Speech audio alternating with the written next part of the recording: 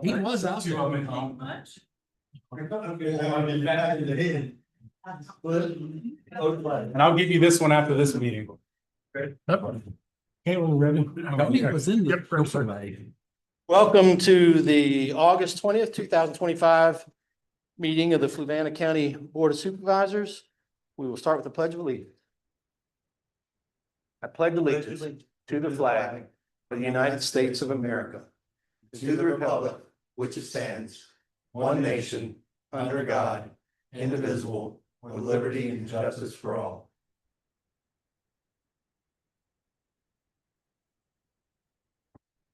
Amen. Excuse me for starting with my hat on. I didn't realize it's still on. That's All right. No changes. Anybody want to make a motion? So made to adopt the agenda. Second. Motion made by Mr. Sheridan, seconded by Mr. Goode. All in favor? Aye. Chair votes aye, 5-0. Administrator's report? Yeah, just have one thing to report. So one, the latest Groovin' at the Grove was held August 9th. We had 415 people in attendance, which I think was close to, I think that was our biggest attendance yet. I think Mr. O'Brien came out to the Groovin' at the Grove. So the City dance? What's that? City dance? I didn't see it. The evening featured a performance by Joe the Spy. Food from Tasty Vittles and Blue Ridge Pizza Company were there, which both nearly sold out. Again, it was a nice evening, great weather, and we definitely lucked out. The final Groovin' at the Grove will be held September 13th following Art in the Park. And again, the event will feature music from Jefferson Speedboat with vendors from Tasty Vittles and Arepas on Wheels. And the Art in the Park is also, as we said, September 13th. It goes from 10 a.m. to 3 p.m. And again, like I said, Groovin' at the Grove will then be from 4 to 7 p.m. for food and beverages, and music from 5 to 7 p.m. And just some upcoming meetings we have September 3rd at 5 p.m. We'll have a regular meeting here in the courthouse. September 17th at 6 p.m. we'll have a regular meeting, and then October 1 at 5 p.m. we'll have a regular meeting. Happy to answer any questions from the board. I just want to commend everybody for the job that was done over the weekend for the fair. And somebody told me while there that this is the fastest, if not, it is one of, if not the fastest growing fair in the state of Virginia, which is really awesome, and it shows. I would believe it. I mean, as much as like I said, I think the first one I've missed since I've worked here for the county. But yeah, thanks for everyone that did everything, and I know Parks and Rec worked really, really hard to get everything set up, and certainly all the volunteers and everything. I heard it was a great attendance. Yep. Put it this way, Mr. Spitzer in here, he came running up to me on Saturday and goes, "Can you get in touch with the schools? We got to start parking at the school." So I was reaching out to the superintendent, and assistant superintendent to get that done. So yes, it was tremendous. Yeah. attendance. That's what I heard. All right, we'll move on to first round of public comment. Please keep your comments to the board in 5 minutes.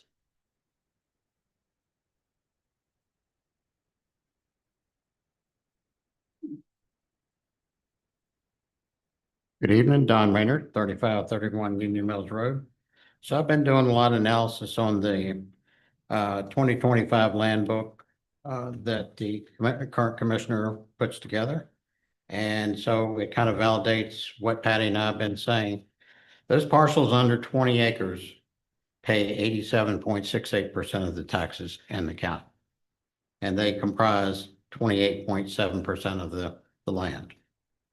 The 20 to 100, 6.8%, and over 100 pay 2.5% of the taxes that we collect.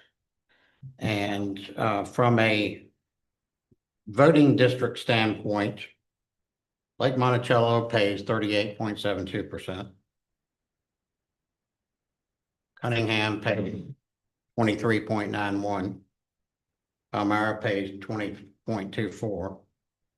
Columbia pays 7.17, and Fork Union pays 7.8%. And this is just indicative of, from a land standpoint, over those acreages from 20 to 100 and over 100 comprise 70.7% of our 171,000 acres. And the areas that are paying majority of the taxes comprise 49 or 28.7% of the land mass. So those small, single-family homes are paying over 80% of our taxes, and that's not sustainable. It's not fair, and that's what we've been saying. Thank you. Thank you. Thank you. Anybody else wish to speak?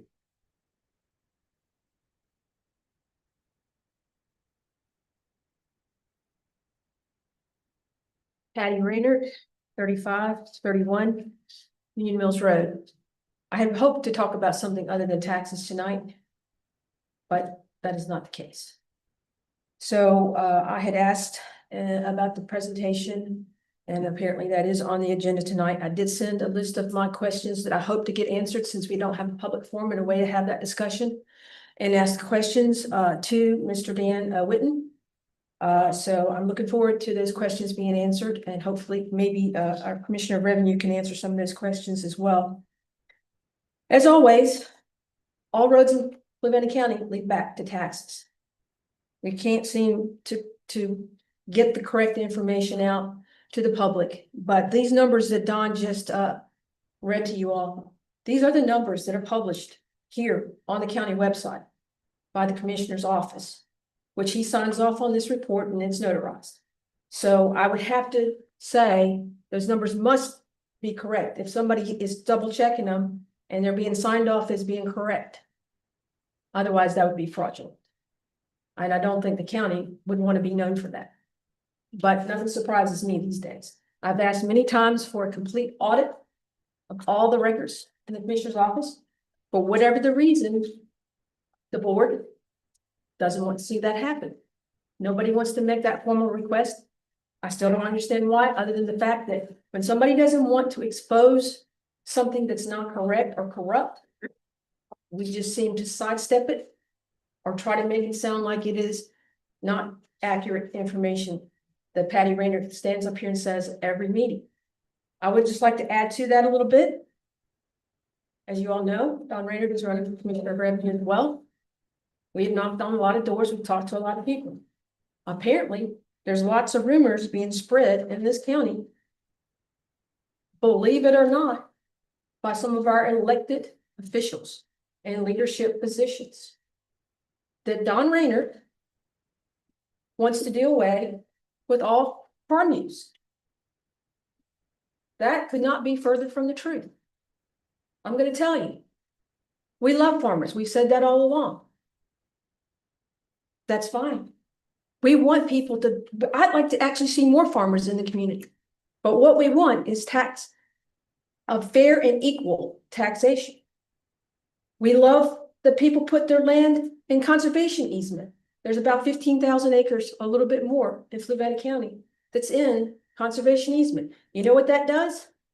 That guarantees that landowner is never going to develop that land.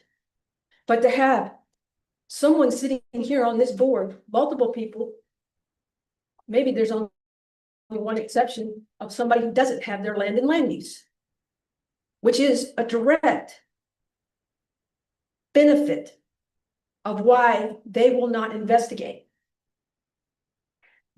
These positions of power and leadership are being exploited for personal gain at the expense of the taxpayers that are paying the majority of the taxes in this county. And we say this every meeting. If you don't want your land developed, by all means, put it in conservation. It will never be developed. I think that is great. There is an avenue for people to make sure and ensure that that land can never be developed. But what we have in this county is a lot of people that don't want to pay their share of the taxes. And in order to benefit, they put their land in open space, which also is something that Fluvanna County cannot do. We do not meet the population of the county per acre for that land to be put in open space. So I hope that gets addressed tonight too. Every time somebody doesn't meet the rules and the regulations, the board says we should come up with a new ordinance. So we can break the law. And we can put the taxes on the 86% of the people. Now, putting it in open space for 4 years minimum or 10 years maximum reduces those taxes to very little, about $400 an acre. They also get to enjoy low taxes, no rollbacks, and they retain all the rights and division rights on that property for the future. So if that person that puts their land in open space truly does not want that land developed, then put it in conservation. But the truth of the matter is, they just don't want to pay their taxes. Now, I've had board members here tell me I couldn't own the land that I have if I didn't have it in land use. Well, you know what? If I go to buy something and I can't afford it, I don't buy it. It's the same for your land. The people that say that are the people that are going out and buying more land and putting it in land use to enjoy low taxes. Now, that should be a crime. Thank you. We need to all the time. Next.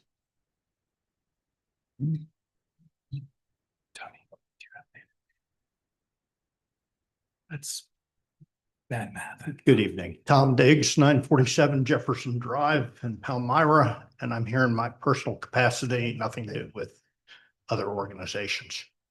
I went to the Tenaska meeting.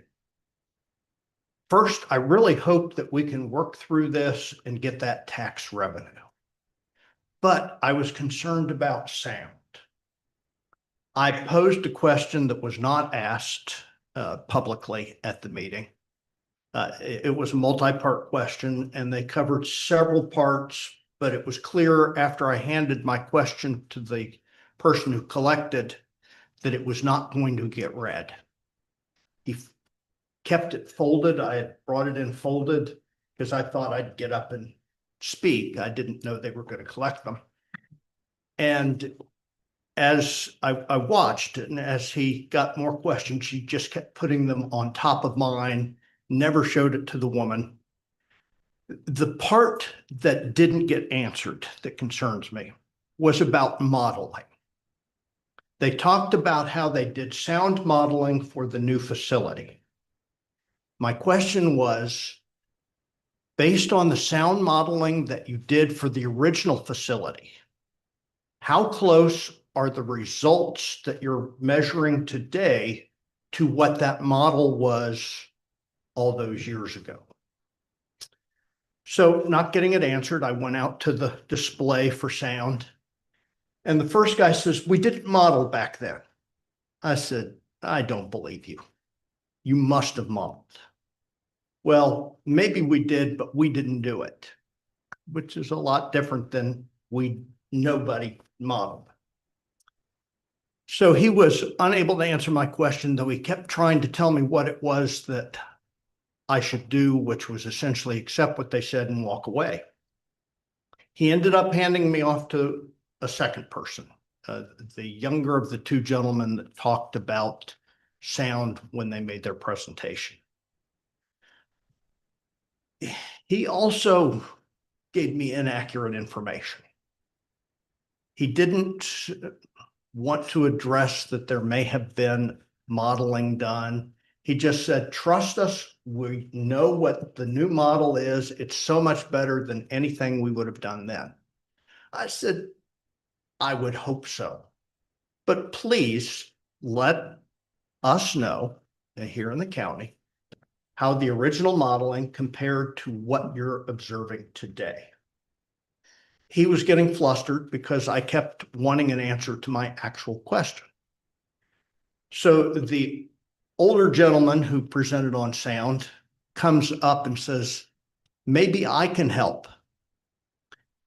And he at least was honest. He said, "Yes, we did modeling. I don't have it. I've not read it. I haven't seen it." I said, "It seems to me that as part of your responsibility for doing the new sound modeling, you should get a copy of that." And he nodded, didn't particularly agree yes or no that he was going to do it. but at least he acknowledged that there was something done, must have been something done. So I'm saying all this and skipping over a number of points in what they said to me to suggest that as you all pursue this in your discussions with them, they can't ignore your questions. So if you would simply ask them to produce the study, or perhaps in the proceedings of the original SUP, it's a part of the document. You can look at it, then map it to their new sound and sound measurements and determine, were they accurate in their mapping? And if they weren't, why were they off? And I think we all need to acknowledge that 20-some years have passed and the modeling has improved, but it doesn't mean that just because models have improved, that their model is right. So please look out for the folks that live in that area. Make sure that the sound is as constrained as can be while we enjoy those tax dollars. Thank you. Anybody else wishing to speak? Seeing none, we'll close the first round of public comment, move to presentations. Item A, Treasurer's Report, Ms. Rittenhouse.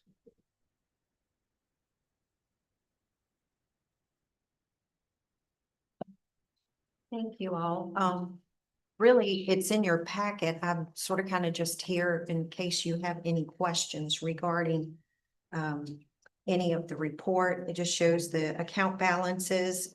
I did point out about the interest at Wells Fargo was sort of kind of like a perfect storm. June deposits were up, which is a good thing, but not for the interest, I guess, because all that plus keeping a lower balance in the account and putting more in the liquidity account. And then also Wells did raise their interest rates. Also, there's a tax report on the amounts that have been collected thus far. And I'm open to any questions. So the interest you're talking about earning is on our cash balance, not the liquidity fund. There's no interest earned on the liquidity? Yes, Okay. that was just the Wells account. And how much of, now I know we have investments, right? Mhm. So the investments are separate. Where are they shown on here? They are going to be under your The 9 under columns M over, multi-bank securities that did show interest. The 120. VIP showed Okay. interest. The only one that did not was the Wells. Okay. And what percent, so on those multi-bank securities, what's the APR on that? And what's the APR that we expect to yield off the liquidity pool? I don't have those in front I of me. mean, Do you? just going off memory, I mean, a lot of the CDs and multi-bank, I think they're right around 4%, give or take. Yeah. Some plus or minus. Again, the VIP, That's the liquidity pool, the 1 to 3 year, or I'm sorry, liquidity pool, that's probably at 4.25, Yeah. if not a little Okay. bit more. So even though we may not be earning interest in the Wells account because we're keeping a slightly lower balance in there, we're getting more interest in the VIP account because we're keeping a higher balance in there. And the liquidity one has what, a 4-month term on it or something? So like in the past where we've had instances where we've had to move like 4 million to cover something in the schools, or, there's been an error or a big bill comes in. Do we take it from we definitely take it from liquidity, Correct. Yeah. not from the CDs? Correct, Yeah. yes. We went- The CDs are locked in for 3 to 4 years generally, mostly, and they're at about 250,000, well, a little under Little under. 250,000 a pop. But all the liquidity pool, I mean, that money can be transferred in and out Mhm. daily. Yes. Yeah. And so, Mhm. so if Mr. Rittenhouse needs money to cover expenses, Yeah. again, we're keeping them in the account that we're earning the most interest and then pulling it back into the Yeah. general fund. For example, I just had to move money for the school's payroll. Yeah. So, but yeah, trying to keep that. But like I said, it was sort of kind of like a perfect storm because I did call and talk to him about it and he was he, Mr. Conte, who is our representative there, did give me a call back and said that we're showing Yeah. that we are earning. again He's for that good. And I well. understand that you have to move to cover unexpected things. So that's Okay. good. Anything else? Any other questions? Thank you. Okay, thank I you. mean, it's nice looking down and seeing 6 digits in interest income. 4 month. Amen. Also, we are limited in type of investments. Correct. Correct. Correct. All right, moving on to item B, historic courthouse renovation update, Mr. Dahl. Yeah, I just got a couple of things here really quick. So again, the county's been working with the architectural engineering consultant, MTFA, and working towards 100% design. And that's kind of the basis for moving forward with construction documents. So county staff and consultants met today for a project update. Again, getting the invitation for bid documents together, and then just kind of discussing some items that we're going to be pulling out of the contract. For like the big thing, because there are things that the county can do instead of having contractors do, like, for instance, pulling out the benches and stuff like that, pulling out some carpet. There was a couple other just like low hanging fruit things that county staff can do. We don't have to pay the upcharge or having a contract to do that. The county also, we've got the James River Slate contract for the sole source slate roofing. That's been sent to them for their signature, and then subsequently it'll come back to the county for signature. So really kind of the next piece is just finalizing the invitation for bid. And so really kind of the key pieces, we're working with the consultant to come up with the 100% bid documents, and then we'll have about 2 weeks to review those documents. So we're planning on issuing the IFB on Monday, September 8th. Again, the documents would go out for 1 month. After they come in for 1 month, we'd have 21 days to review all the bids to make sure they meet all of our contractors' requirements and all the county's requirements. And then, hope to bring this to the board for approval on November 5th. And then, then after that, whenever they can commence construction. So, And we're in a safe zone with the grants and all that. yep. We're not behind on any of our key benchmarks or anything. Okay. I mean, like I said, we're tight on getting the IFB, but we're not behind right at this moment. Like I said, we're trudging ahead and trying to get everything done for the September 8th date. Are there date deadlines on the grants we received for this? What's that? Are there date deadlines in which? Yeah, specifically on the roof, and I don't recall, I want to say it's June or July of this upcoming year. For completion? For completion. The one thing I can say is when we met, and not that we want to rely on this, but when we met with DHR staff, they were very ecstatic on the progress that we had. And this was some months ago. So how far we were along with a lot of the kind of initial consultant work that we had going. And DHR staff even mentioned, but they didn't want to commit to that if, we need a little time as we get closer. I think as long as they see that the project's getting closer to done, they're not gonna pull money on it. But like I said, I think we're on a good path right now. Is the VDOT project gonna go ahead with the roads up here in the courthouse square? Yeah, Mr. Hodge, I'll have to, yes. I mean, so right now I have to get an update from VDOT on that to see kind of where they are with that. I mean, so they were kind of planning on doing some of the internal engineering on that piece, and I haven't had an update on VDOT on that for a little bit. Okay. But I know it was, if I remember correctly,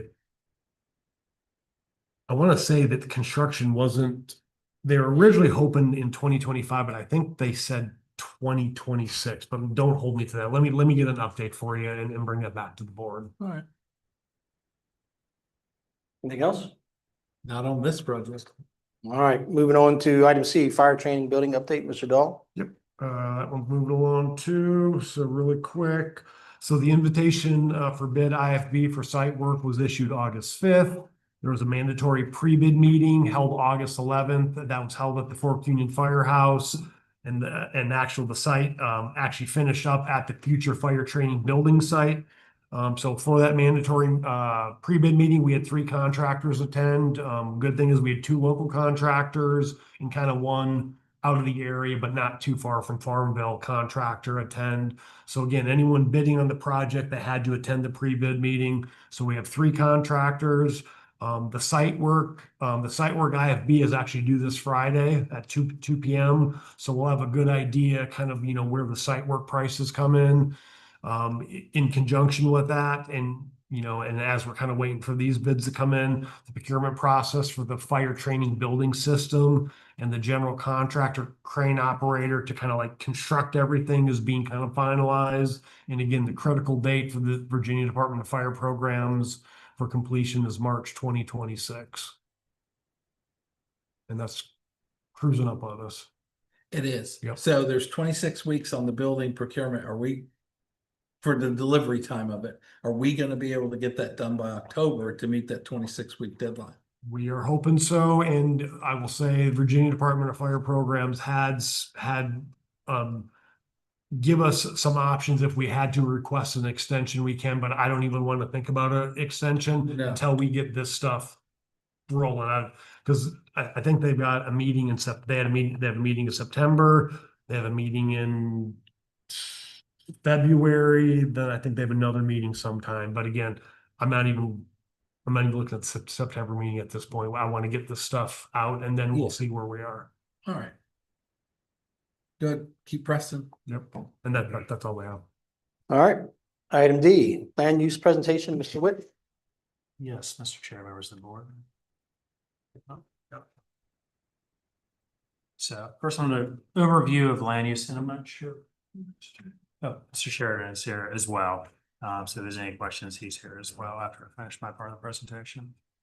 So Virginia's land use value assessment legislation was passed in 1972. So the program's been around for over 50 years. So basically under the Virginia Code, it's real estate devoted to agricultural, horticultural, forestal, or open space, which may qualify to be assessed on the basis of its use value instead of its fair market value if the local governing body has adopted such an ordinance, which we have. So the legislation was seen as a way to preserve land with the belief that long-term public benefits would be derived from preservation. So I got this information from the Commissioner of Revenue's office. There's currently 107,000 acres approximately in land use and 17,000 acres approximately in conservation easement. And total in the county, there's around 183,000 acres. If you have any questions, we're going through, just stop me. So Virginia Code requirements, that's in section title 58.1.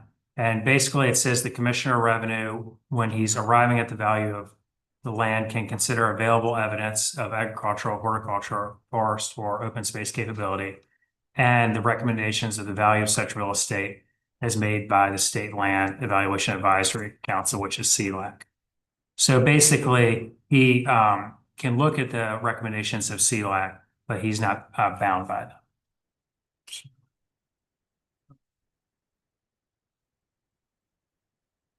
So I'm going to go basically the 4 different categories. So open space requirements. So basically you require 10 acres minimum and an agreement of 4 years with a max of 10 years. And that goes before the board. This board's seen many of those, and it must be recorded in the clerk's office before it goes into effect. And so basically the landowner agrees not to develop the property during that period of time of 4 to 10 years, and that they won't change anything. It's basically a form that the state has developed. And so all the open space agreements follow that same format, that basically they won't develop that land, subdivide that land for that period of time, or otherwise they would fall out of the program and pay rollback taxes. Agricultural requirements, it's a 5-acre minimum, and that does exclude the 2 acres around the house. So you really need a minimum of 7 acres for agricultural and 12 acres for open space. So it must be land devoted to bona fide production or for sale of plants and animals. And so basically you have to have livestock or plants on the farm, crops on the farm, and receive compensation for such. The horticultural requirements, it's also a 5-acre requirement, and that's bona fide production for sale of fruits, vegetables, nursery, floral products. And so basically you have to devote those 5 acres to that bona fide production.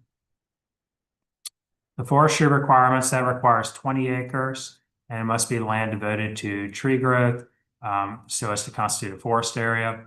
But if you meet the minimum for agricultural requirements and you have contiguous property, you can have less than 20 acres in forestry. So let's say you have, 7 acres and 5 acres of that is in ag, but then you have another 10 acres in the back that's in forestry, then you can have less than 20 acres as long as it's contiguous. So the filing deadline is November 1st. So that's the applications for the next calendar year and revalidation forms for the next calendar year. And all the open space agreements, either new ones or they've expired.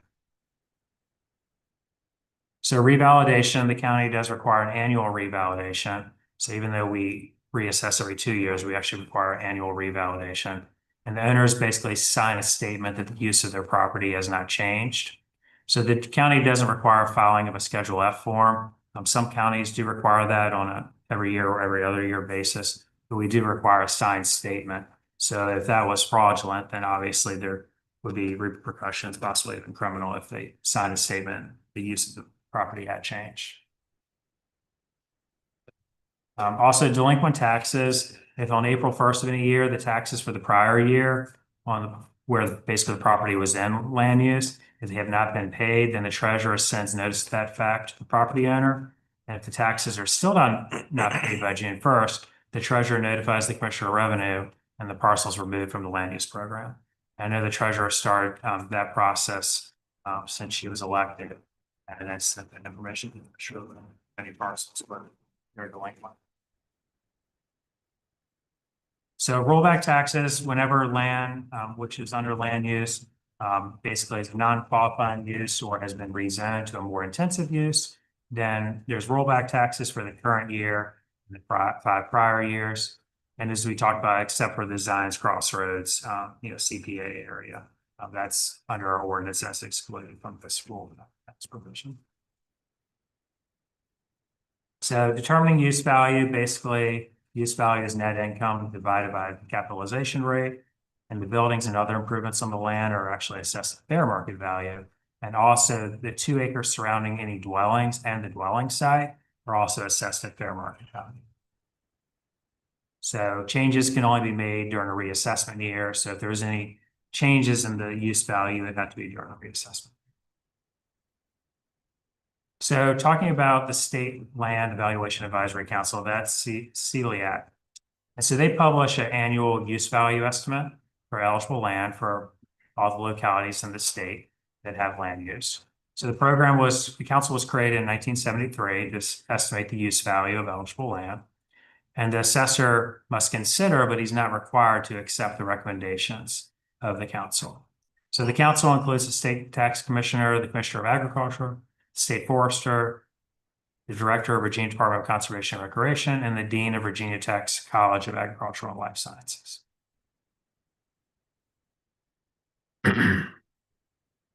So looking at the number of use value ordinances in Virginia, Fluvanna is definitely one of many that have this program.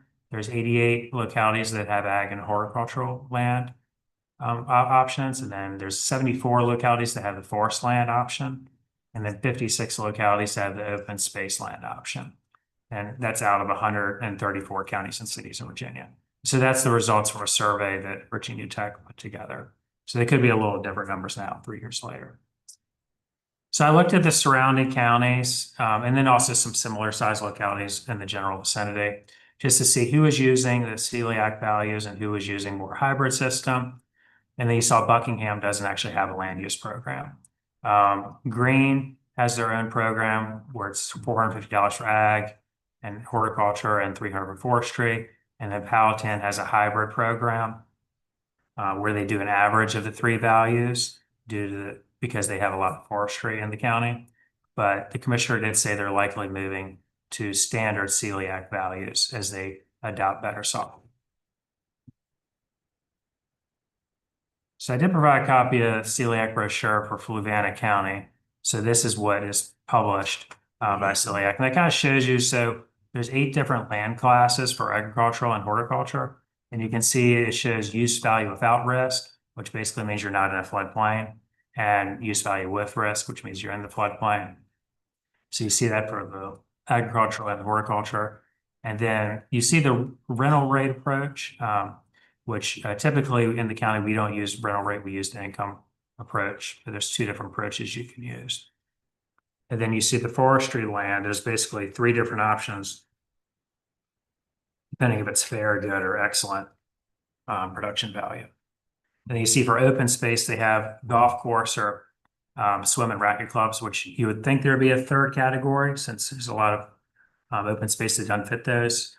But basically that's the values that CELAC has put out there. So what Fluvanna does, and talking to the Commissioner of Revenue's office, is basically we use an average use value of from the without risk category from the 8 land use categories. Basically, we average all those together to come up with our value for agricultural land. And we do the same thing for horticultural land. We take average use value of the 8 land class categories. And then for forest land, we take an average use value of the 3 productivity categories. We don't include the non-productive land, which has a very low rate. And so for open space land, we use the average use value for forest land. So I have a chart in there that shows for 2025, which was the last reassessment year. So basically for ag, you can see the average was 300 per acre, and then horticultural was also 300 per acre. And you kind of see the value goes under celiac goes from class 1 all the way to class 8 based on the type of land, how fertile it is, the productivity of the land. And then for open space, we have the same average that we have from the forest value. So basically for forest, we average those 3 together, and that's how we came up with the 450 per acre, and open space matches the forest value. And also in the chart, it shows the 2026 estimates, and celiac is meeting this month, and I think they meet again in September to finalize their numbers. So going in a little bit about how the 2 different use value types, there's net income and then you have cash rental rates.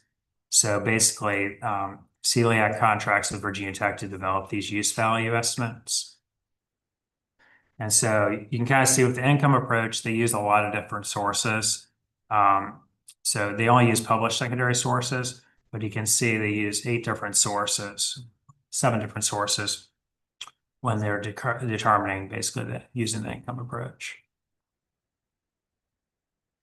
And so, but basically what they do is they have this composite, base farm, which is representative agricultural within the jurisdiction based on the census. And then they look at the net returns for each crop from the composite farm. And then basically the capitalization rate is then determined. It's basically applied using the property tax and interest rates to determine the net return on this, basic farm. And so once the per acre return and capitalization rate has been estimated, then you're able to calculate the value. So that's how they come up with the use value. And then there's also the rental rate approach, which is not used as often, but basically there's 3 secondary sources they use for that. And so under that calculation, once the rental rates are received, the rental rate value is divided by the capitalization rate, which is made up by the tax rate and the interest rate. And then they don't look at a land class adjustment for soil type for the rental rate approach. It's just another approach you could use. And then the use value is the rental rate divided by the capitalization rate.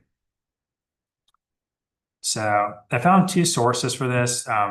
One was Virginia Tech professor put together a PowerPoint presentation. I believe it's for VACO.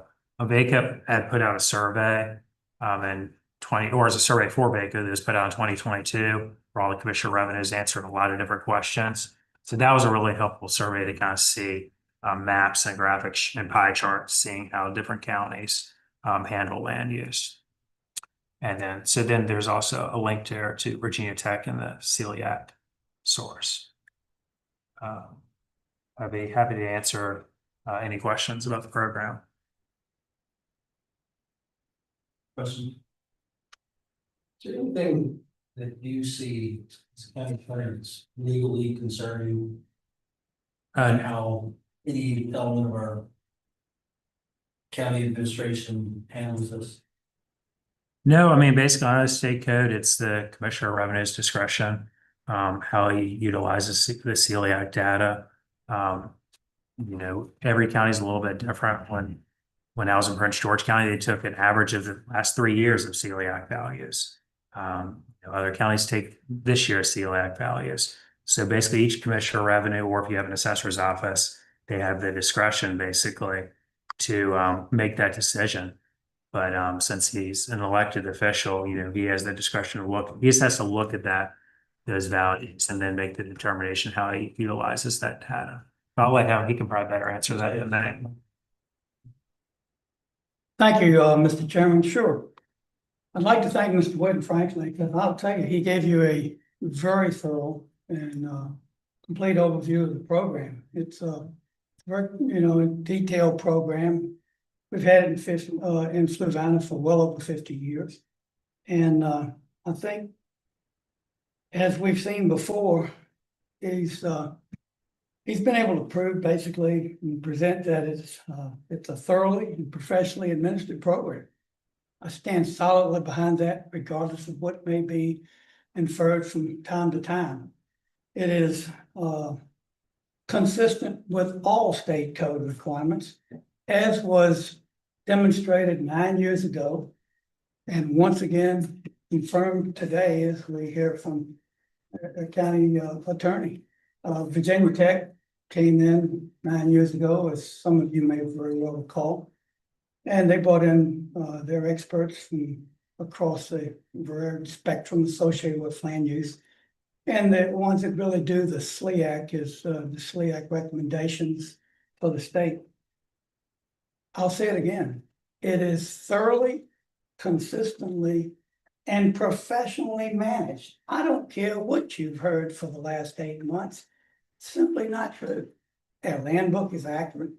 And I'm happy to work with Mr. Whitten and in whatever capacity you might feel is necessary. But once again, I know we are in compliance, as he's found out, and as Virginia Tech clearly demonstrated 9 years ago, with all state code requirements. It can be done slightly differently across the spectrum of land use categories, as demonstrated. Some don't have forestry, some don't have agriculture, some don't have either. But most do.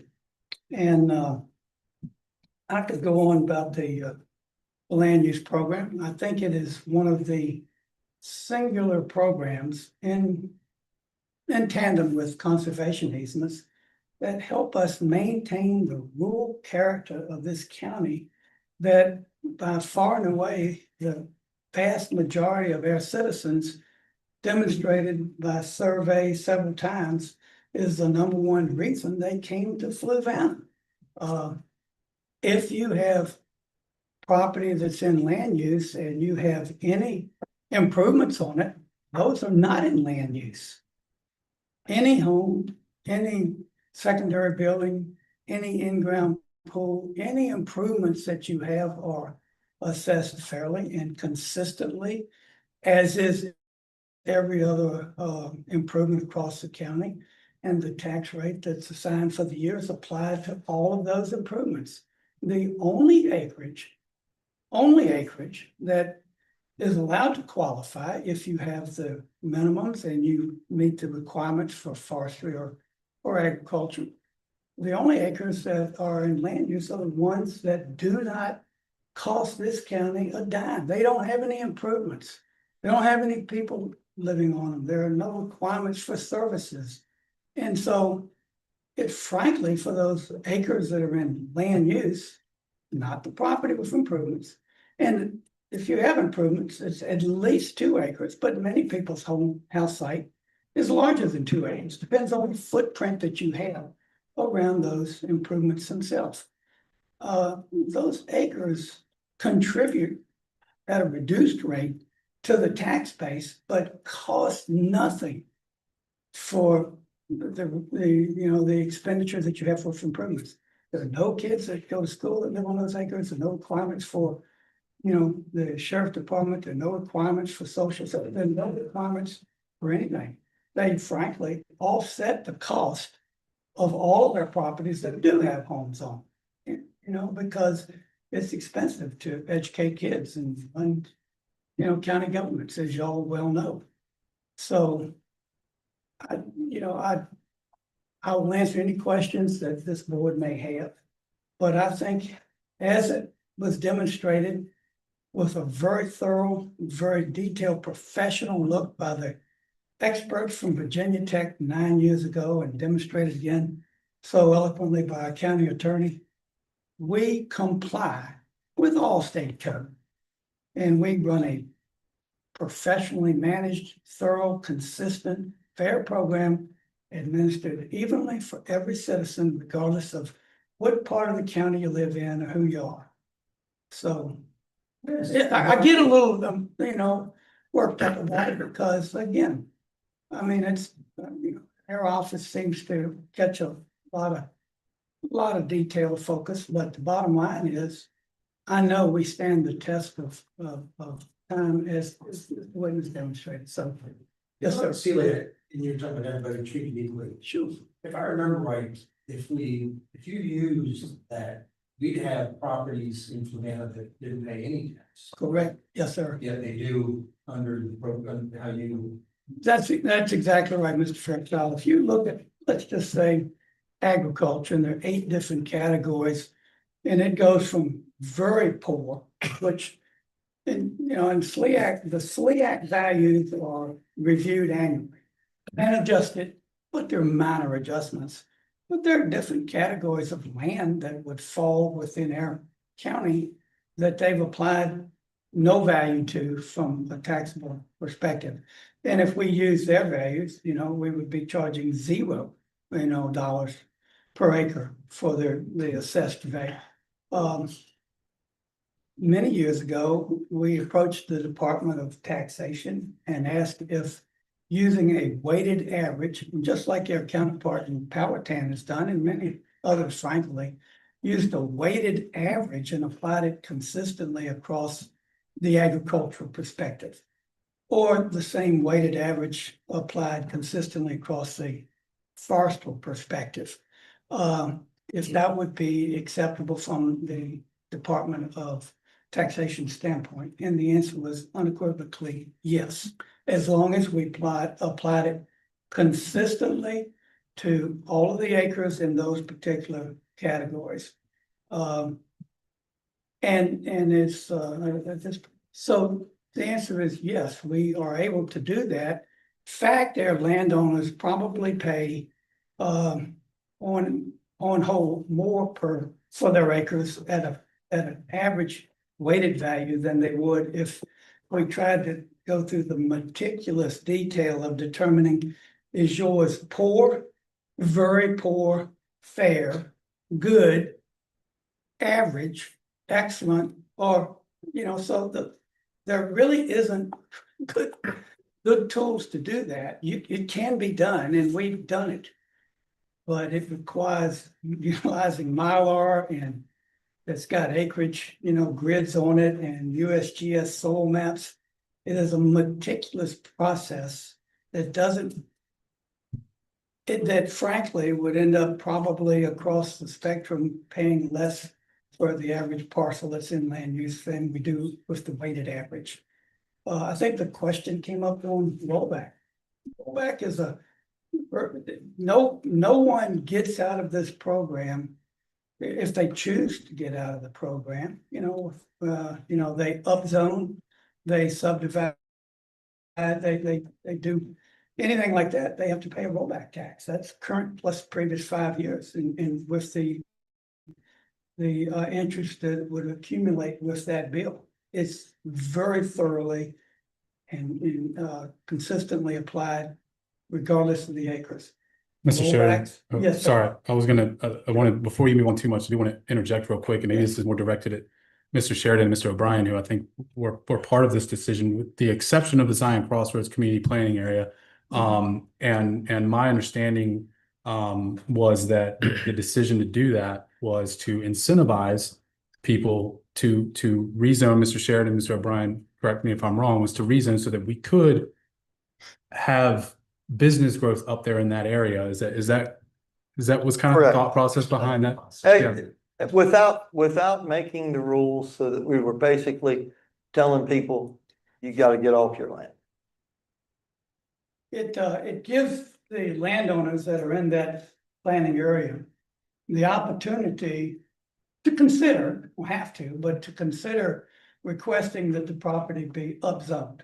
And, you know, so if you're sitting in that Science Crossroad planning area and you're sitting there with agricultural forested property zone day one, you know, if you want to ask that it be upzoned to B1, C1, C4, any higher zoning, that would, side of the Science Crossroad planning area, immediately disqualify those acres that were upzoned from land use, and you would get a rollback deal.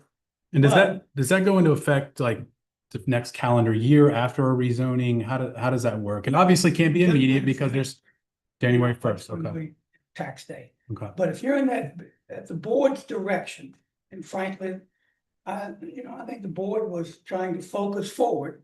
How could we interest potentially landowners that have property in the Science Crossroad planning area? How could we interest in upzoning their property, but not having to pay a pretty aggressive rollback? Because if they weren't in that planning district, they would pay that rollback, very aggressive rollback. And so the board took that action and we've complied. So those acres or those parcels that are inside of that planning area, if the landowner chose to ask of them be upzoned, they could be. And they could be allowed to stay in land use, not have a rollback until the first shovel of dirt might be turned on actually building an improvement. So if they have 50 acres that's in forestry, again, those trees don't cost us a thing. If they're upzoned to, B1 and the county's, and, tries to go out and find someone who might want to come in and build a business on those 50 acres at the time that the dirt started to be moved, and they would be taken out of land use and a rollback administered. You're not gonna escape the rollback, that's in code. The only way this program changes is if the board elects to eliminate it. I know that we have once again demonstrated, and I know you might be tired of me saying it, but frankly, I'm tired of being accused that we aren't in code compliance. This program is thoroughly and professionally administered. Has been demonstrated now for the second time after pretty thorough review. And trust me, 9 years ago, it was a 6-month review. And we are in compliance with all county code and state code. So the planning district of the Science Crossroad is really just an idea to try to help stimulate economic development. We are following y'all's lead. Y'all set the rules. Y'all decide to change that, go back to the old, but those acres, even though they're in that planning district, they don't escape rollback. But they can stay in land use even though they might be upzoned outside of the planning district. If you upzone, you are out of the program. We do have people every year. And we're not required to administer this, their recertification, and it's actually required by code to be, you have to recertify doing years of reassessment. And prior to our current pattern of every 2 years, there've been times when we reassessed generally 3 to 4 years, even as much as 6. And code doesn't require that we do a recert annually, but our office does. I actually brought it to the board, frankly, some time ago. Mr. Weaver and I were with them, but Mr. Weaver insisted that, along with a few other board members, said, hey, it's a small price to pay to get a reduced tax rate on acres that are not being used for anything but forestry and agriculture. So we do recertify annually. If you don't make that timeline, we'll take you out of the program. And if you come out of the program, it's, you come out of the program. You can reapply later, but you do come out. That is absolutely consistently administered. So Brian, you had a question? Comment was made earlier about qualifying for open space? Oh, no, we absolutely, open space is one of the components of the program. You know, per our county code. If you have 10 acres, and you can apply, not the contract actually, but as you well know, the board approves that contract. And so if you go into that for, you know, you have a minimum of 4, frankly, could have been less, but we insisted on 4 because I didn't want to have to come back and occupy the board's time with a contract every 2 years. So anywhere between 10 and 4 years, you get a reduced rate, but only on the acres that are in open space. And those acres, again, don't have improvements on them. If you got 11 acres in a house, you can't be in the program. You don't have, because our house site minimum is 2 acres. It's different in Louisa and different in Goochland, but ours is 2 acres. So because I have 10 and I have a house built on 2, I can't be in land use, right? Not in open space. You can't be in open space. Okay. That's exactly right, Mike. You can, yeah, exactly. If you don't have a house on it, you have 10 acres and it's 10, and I have turned down quite a few. You'd be surprised there were 9.9 something. In fact, I have one neighbor in my community that had 3 that were somewhere between 9.96 and 9.98. And you know, all 3 had to come out of land use, and that's just the way it is. It's 10.0 or greater. And we had forced the rules fairly and consistently. And I'm getting kind of tired of hearing it differently, but. you Any gotta other suffer questions that. or? I have one for both of you gentlemen. When we do our annual financial audit every year, is the commissioners, I know they do the treasurer and finance, they audit these guys too, right? Yeah, there's some, I mean, again, I'm not up in the office knowing Yes, specific, yes. but yeah, they do audit the treasurer, the commissioner, I mean, everything. And This is, yeah, the answer next- is yes, sir. We do. next question I had is when there was the change of treasurer, we had an internal financial audit on the treasurer's office. Does that same apply to all the constitutionals or just the treasurers because it's money? I know it's mandatory under state code for treasurer, but I Yeah, I have don't- to research and see if there's that same revision. Just out of It's curiosity. up to the board, but I think it's, you know, again, look at who takes up, who receives funds, who doesn't, you know.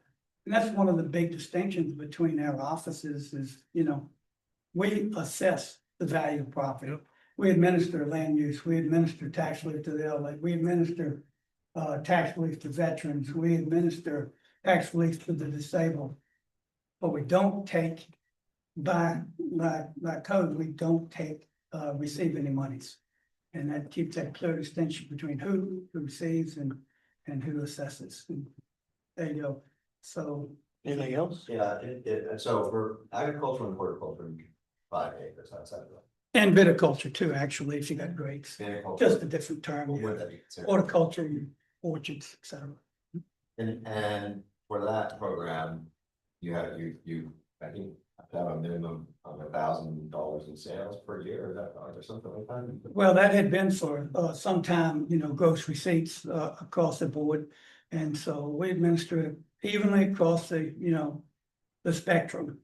In fact, there's one other culture you can be in honeybees. If you have 5 acres of honey, you know, bees, and that doesn't mean that you got 150 beehives. It just, they occupy 5 acres of property, the bees pollinate. And we do have one mead production, honey wine, and so it's not too bad.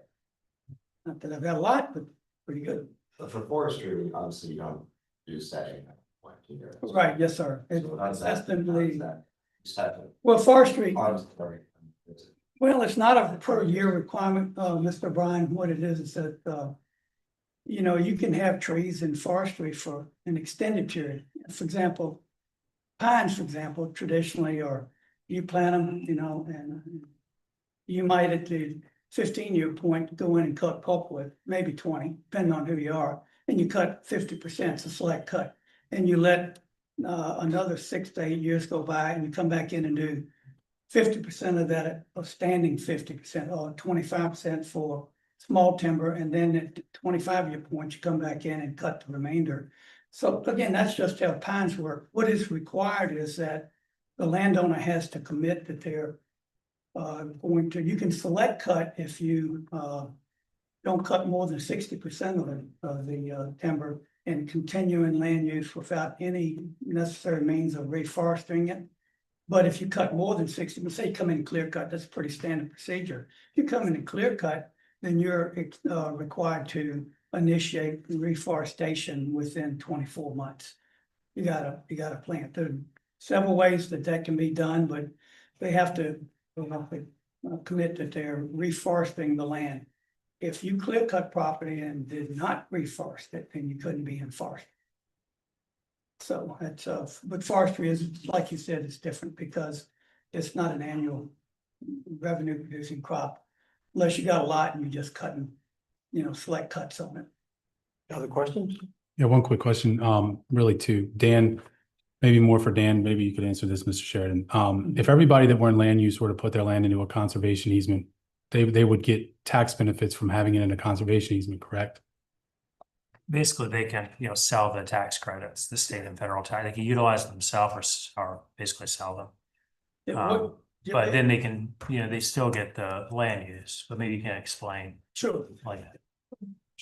Ms. Twitten's exactly right. The tax credits on conservation easement acres are marketable. But, land that goes into conservation, it's wonderful for the county. I mean, that land is depending upon the easement holder and open space in perpetuity. And the Commonwealth holds, Fluvanna County actually can hold, easements, Ravenna Conservation Society does something. There are a lot of conservation easement holders. By and large, they are for perpetuity. But the way it frankly works, if you they like to have blocks of land at 100 acres or more, they'll do less. Let's say you got 300 acres. And then, the landowner is required to have a professional appraisal done, and it's very professional appraisals, we keep copies of all of those in our office. And it might be 50, 75 pages length, but what the intent is for the appraiser to evaluate what can be built on the property, this, it's 300 acre piece, based on today's subdivision and zoning ordinances.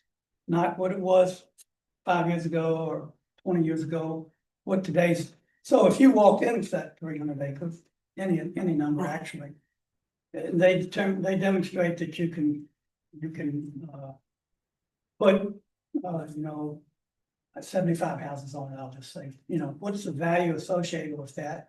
And then they look at what the easement itself that and so you're agreeing to potentially, and everyone can be slightly different. You got a 300 acre piece, so they're agreeing to say, hey, you get 2 100 acre splits, you get 1 90 acre split and 2 5 acre splits. Okay, so that's 1 2 3 that's 5 splits, if I did that math correctly. And so what's the value of those if you were to sell today? And they look at what you could have gotten with all of the growth of homes that could have been built in and based on the subdivision and zoning ordinances versus the 5 you have put into an easement forever. How much did how much are you giving away? And they put a value on it. They go, you're giving up 45% of the value of the land, 50%, 35%. Each one can be slightly different. And then for those acres that are in that percentage of gift, and then those acres are then, put into the program. What about locally though? Is there, so that you can stay in the land use program if you're in a conservation easement? On the acres, let's say you had 300 acres and it's 50% gift. 150 acres by code can't be taxed at that point because that was a gift to the easement holder. But the remaining 150 acres or the other 50% can be. And you don't have to put that in land use. You could choose to if you are the landowner. And so if you do put your remaining 50% of your property in land use, then they have to comply with the same rules that anyone else in land use. Gotcha. Thank you. So, but it's a great program. We got quite a few acres, as was demonstrated earlier, and those are acres that, again, land use is at the will of the board. That can, that can come and go at the will of the setting board. Conservation easements are, forever, and the landowner that put them in may not be the landowner that holds them now, but they travel with the land in perpetuity. One last question, that, we didn't talk about ag forestal districts. Agricultural sure, forestal yeah. districts, and out of the, close to 124,000 acres that are some form of land use. I imagine a good portion of that is in the ag forestal districts as well, clearly. Yes, sir, it is. And you don't, you're in an ag forestal district, or you by default in a land use? Or Actually, no. You have open space or how does one become part of it? I know it has to be contiguous to spaces nearby, but let's say instead of having, the example I was given 10 acres, so out of those 8 acres that I could put in if I'm not gonna do farming, horticultural, agricultural, whatever. I'm not gonna do that and I'm contiguous to an ag forestal district. I want to put my land in the ag forestal district. Do I qualify to do that? No, sir. And I just, because you asked, I'll give you the answer. Particularly in ag forestal, which is another component of land use, and we have ag forestal districts, and some of them are big, some of them have got smaller. But ag forestal district, you can actually be in an ag forestal district if you're within 1 linear mile of another parcel, which is a pretty long way, when you look at the map, where the growth lies. If you're in an ag forestal district and the county has land use, you don't qualify for the reduced rate unless you are also in the land use program. If I have some property in ag forestal and I neglect and don't get my research in for land use, then I'm out.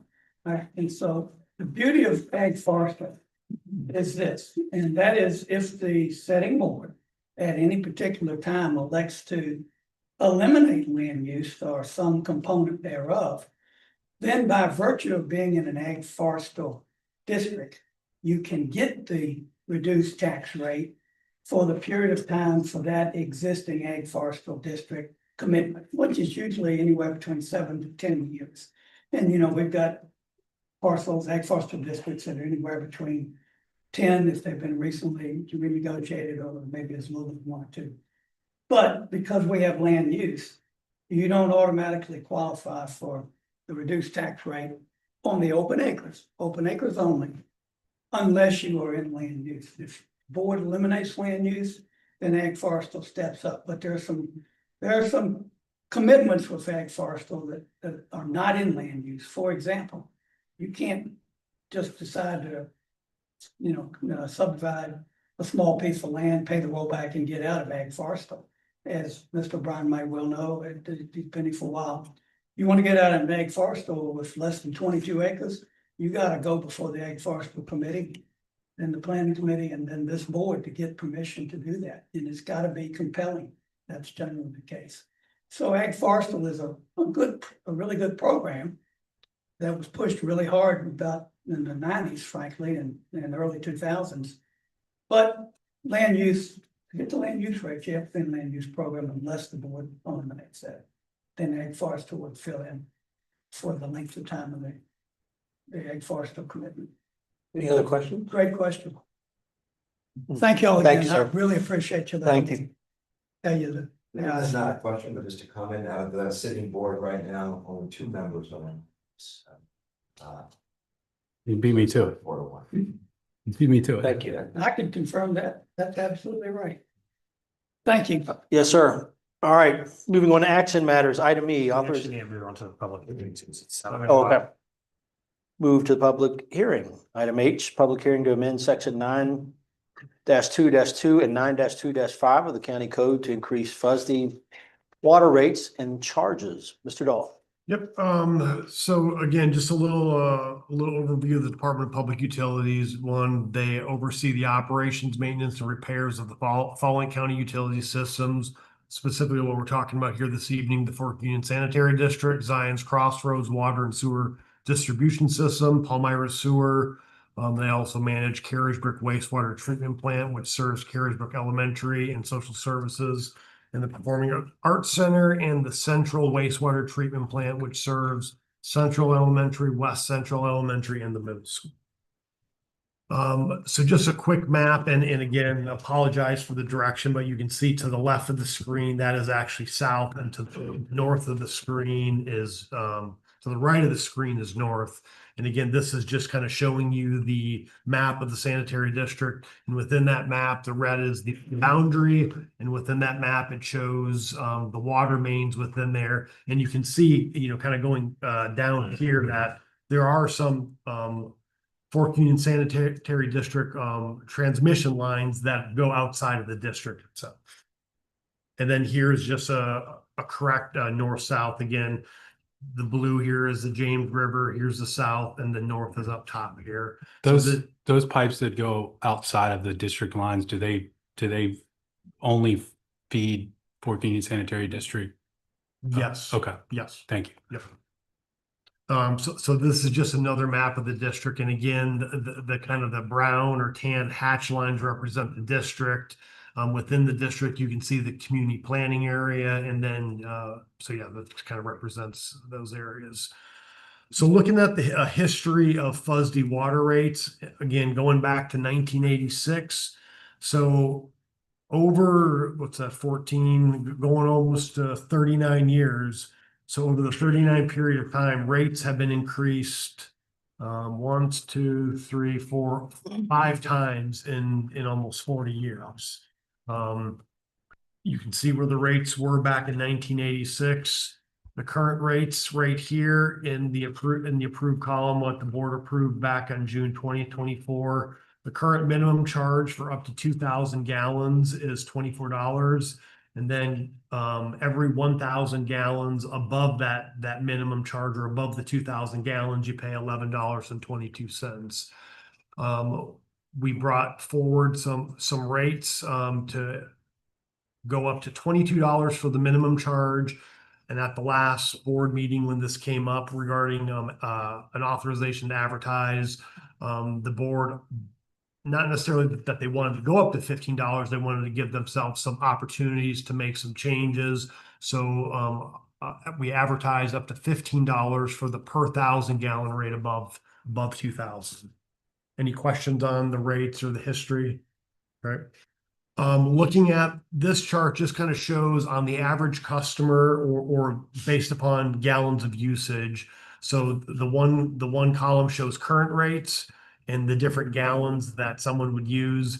Again, the proposed rates column is if the board approved going up to from the 24 to the 27 and going from $11.22 up to the $15. So this is the maximum of what the board advertised.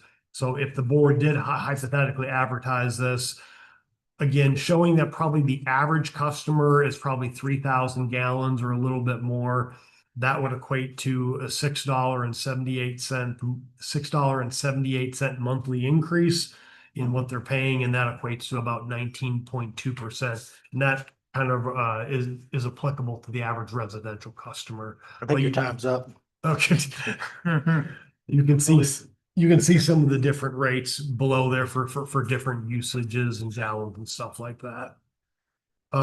Again, just as we showed you at the last meeting, we provide some comparable or some comparison rates of other regional water systems. You got Louisa County, Buckingham, Goochland, Aqua, within the county Zion's Crossroads system and Fork Union Sanitary District. Again, the base rate, how many gallons are included in that base rate, and then the rate per 1,000 gallons thereafter. Are we number 2 mostly because of the infrastructure issues and concerns? Are you talking about for Fork Union, or Yeah. when you? BUSD. Yeah. I mean, Yes. it's an expensive old system Well, to maintain. again, if you go back to the previous chart, in 40 years, there was 5 rate increases basically. Yeah. And so it's got a lot of old infrastructure in there. And so, not knowing what was done in the past, it's a system that's aged, that is in need of repairs, and Mr. Mitchell can certainly talk about the operational standpoints. A lot of people consider pipes in the ground is something that's stationary. However, as the water inside the pipes heats and cools, much like a bridge, the pipes will move a little bit in the ground as well.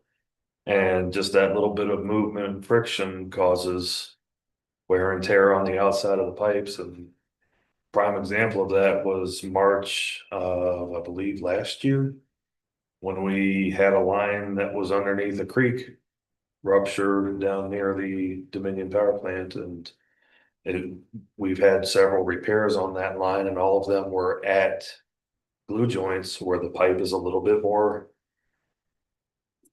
wider in diameter than the rest of the pipe, and that's just from that little bit of movement on the ground. And we have miles of pipeline, and Thank you. we've a lot of maintenance. Thanks.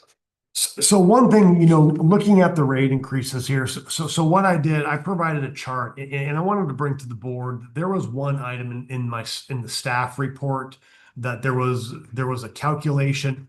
It was showing an under amount. So if under the staff report, I originally had in there the per 1,000-gallon rate for above 2,000 gallons. If you went up $1 on the staff report, it said 22.82 or something like that. When I was doing the quick math on that, I forgot to say that was the per month amount. If you annualize that, it comes out to 27,384. So let's just kind of look at the minimum charges first. So currently we're at $24 for the first 2,000 gallons. So every $1 increase in that 24 number, in that $24 number, brings in about $5,400 in annual revenue. And where that comes from, you've got 450 customers times a $1 increase per month times 12 months and so on and so forth. And so these different amounts, depending on what the board would want to do, reflect the annual revenue you get. The piece that does actually bring in a little bit more that was undernoted in the staff report is the per 1,000 gallons. So as you see here, we are currently at 1122 for those 1,000 gallons over the 2,000 gallons in that minimum charge. So every $1 increase above the 2,000 gallon charges. So if you go from 1122 to 1222, that brings in 27,384 in annual revenue.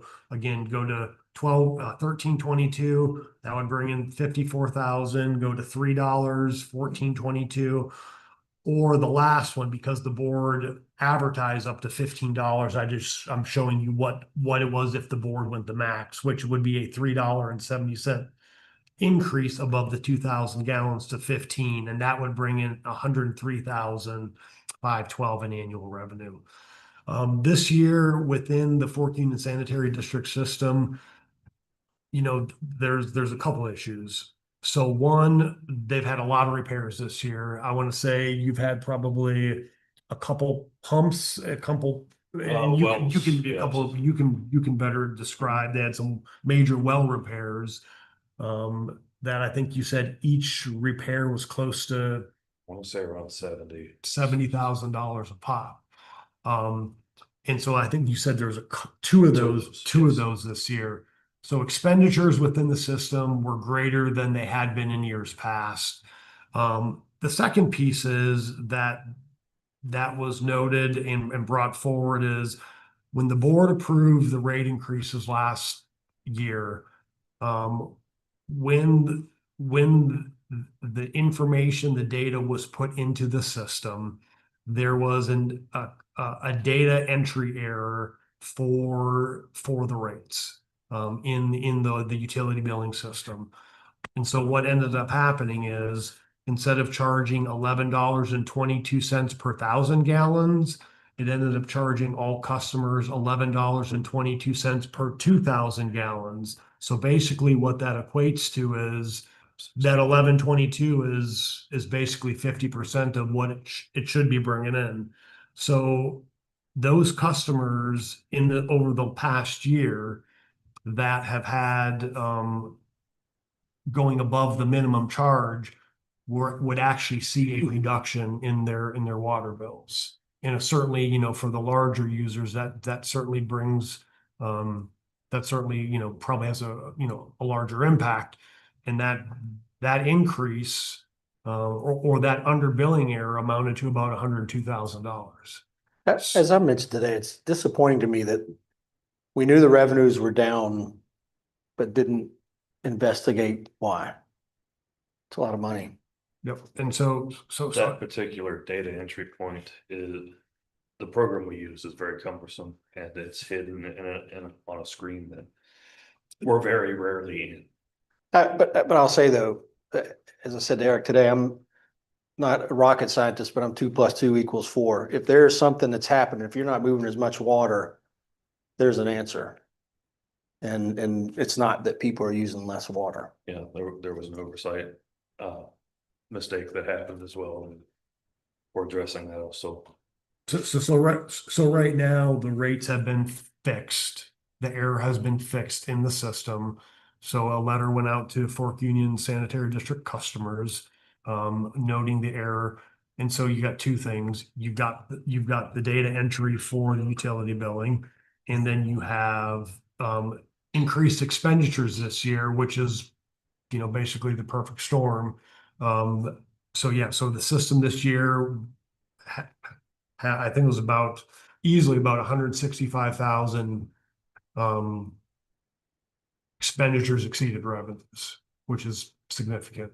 So looking at from a rate increase, so you can see here, let's just say that the board did the full amount that they advertised. So if you went up to the $3 increase for the minimum charge, that gets you 16,000 in additional annual revenue. And if you went up to the full $15 per 2,000 gallon, per 1,000 gallon rate above the minimum charge, that would bring you in 103,512. Again, the total of that brings you roughly about 120,000, which as the audit is being finalized, there's going to need to be some type of note payable from Fork Union, from the board to Fork Union for this past year.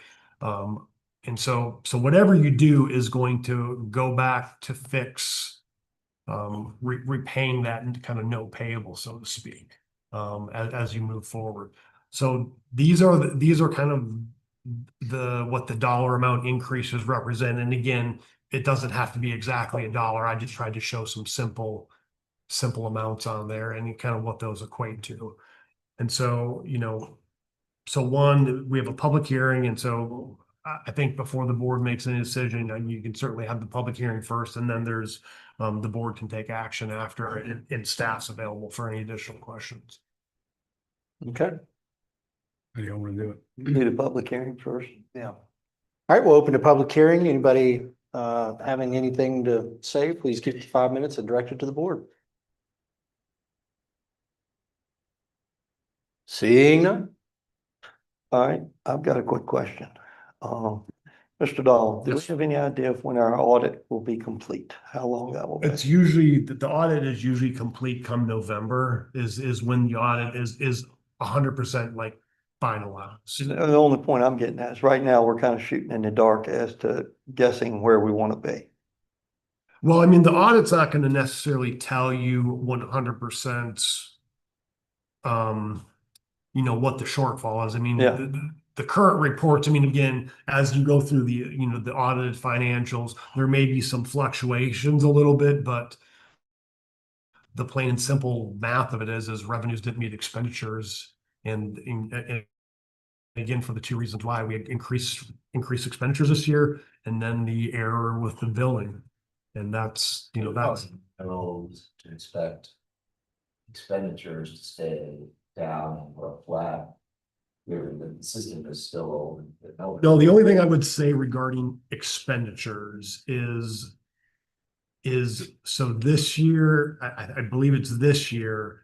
So there's a debt service payment for the Fork Union Sanitary District that if I remember correctly, I believe this year there's only a half of the. It's 16 more months. It's 16 more months. Yeah. So we have one more full year of debt service payment, and then next year, it reduces, and then it basically almost it's termed, it matures. So debt service in the amount of $60,000 will be falling off. But again, going back to the expenditure piece, that certainly doesn't change the fact that there's miles and miles and miles of old pipes in the ground that probably haven't been replaced in 40 some years that are going to need to be replaced. And so, between the pipes in the ground, and again, with it being a well-based system until the Fork Union Water Supply Project is online, again, I'm not a water operator, but just understanding what the sanitary district has encountered over the past couple of years for some system failures and necessary repairs, I wouldn't expect to see major reductions in expenditures. Questions? Yeah, so last meeting, I kind of, and I realize there's not much of an appetite to look more long-term amongst, the five of us that have to make the decision. But, I said at the last meeting, I would like to see some more of and I get that it's hard to predict what's going to break, what's going to happen. But for me, the person who hears, the concerns mostly from this, it's hard to just go back to folks, whether it's folks in the Fork Union Sanitary District or, folks in another part of the county that may be in a similar situation, to go back and say, just turn around each year and say, we're going to do 3 cents. We're going to do 3 cents. We're going to do 3 cents. And so, I would like to see at least, maybe not this time, but, some sort of more long-term thing that, again, takes into account where we know issues have happened in the past, where we think they might come in the future, and formulate some sort of plan to get a little bit more solvent rather than just every year as something comes up, figuring out what we are, how low we are, and then setting, and then going on a rate increase based from there. It's just, and I realize, and I've discussed this with Mr. Mitchell, I realize that we went however many years. I mean, there's been 2 rate increases like since I've been alive, and I voted on one of them last year. And so that is a problem. And that is an example of how, looking back, how things, 3 rate increases while I was alive. I voted on one of them. That is a problem. And it is put us in a very tough bind today. But it's just very hard. And I realize, and I'm not going to beat a dead horse, I do realize that it is easier to go back to folks and say, look, this is a comprehensive plan. And someone asked me earlier today, well, what would that plan look like to you? And I said, well, I'm not necessarily a water and a utility specialist, right? I was a former teacher who now is in the sign business. And so I can't put my finger on specifically what it would be, but I would like to see something more than just each year looking at where we are and then stabbing a rate increase based on because we know expenditures are going to exceed revenues, right? If we were gambling folks, we would say it is because we know it's an old system and that we have issues every year. We talk about them all the time, the things that come up. And so I guess what I would like to see moving forward is something more comprehensive that would give us some sort of moving target moving into future years that would ease some concerns of a lot of folks who, again, I'm not saying it was great that there was only 3 rate increases since I was born, but it has put us in this position where we are today, and folks have gotten used to that. And so there are some concerns from people, and a lot of the folks in this area are lower income. And so $3 may not sound a lot to some people, but if it's $3 now, I did the math. If we did this every 10 years or every year until ideally the Fork Union Water Project were done, and we've talked about perhaps having this come into one more unitary system. If we were to do a 3 cent, God forbid more until then, folks would be paying more than twice of what they paid just 3 years ago in 10 years, twice. It would be up to like 54 or 57 cents. And I just don't know that that I feel like that does a disservice to folks to not have a more long-term vision for this. And I'm not pointing the finger at anyone, fellow board members or FUSD. I know that there's not an appetite for that right now. I'm just saying that I do have that and would like for folks to consider that. I realize where this is going to go this evening, and that's fine. But I've said my piece, and I guess the one thing I would say is with regard to a more long-term plan.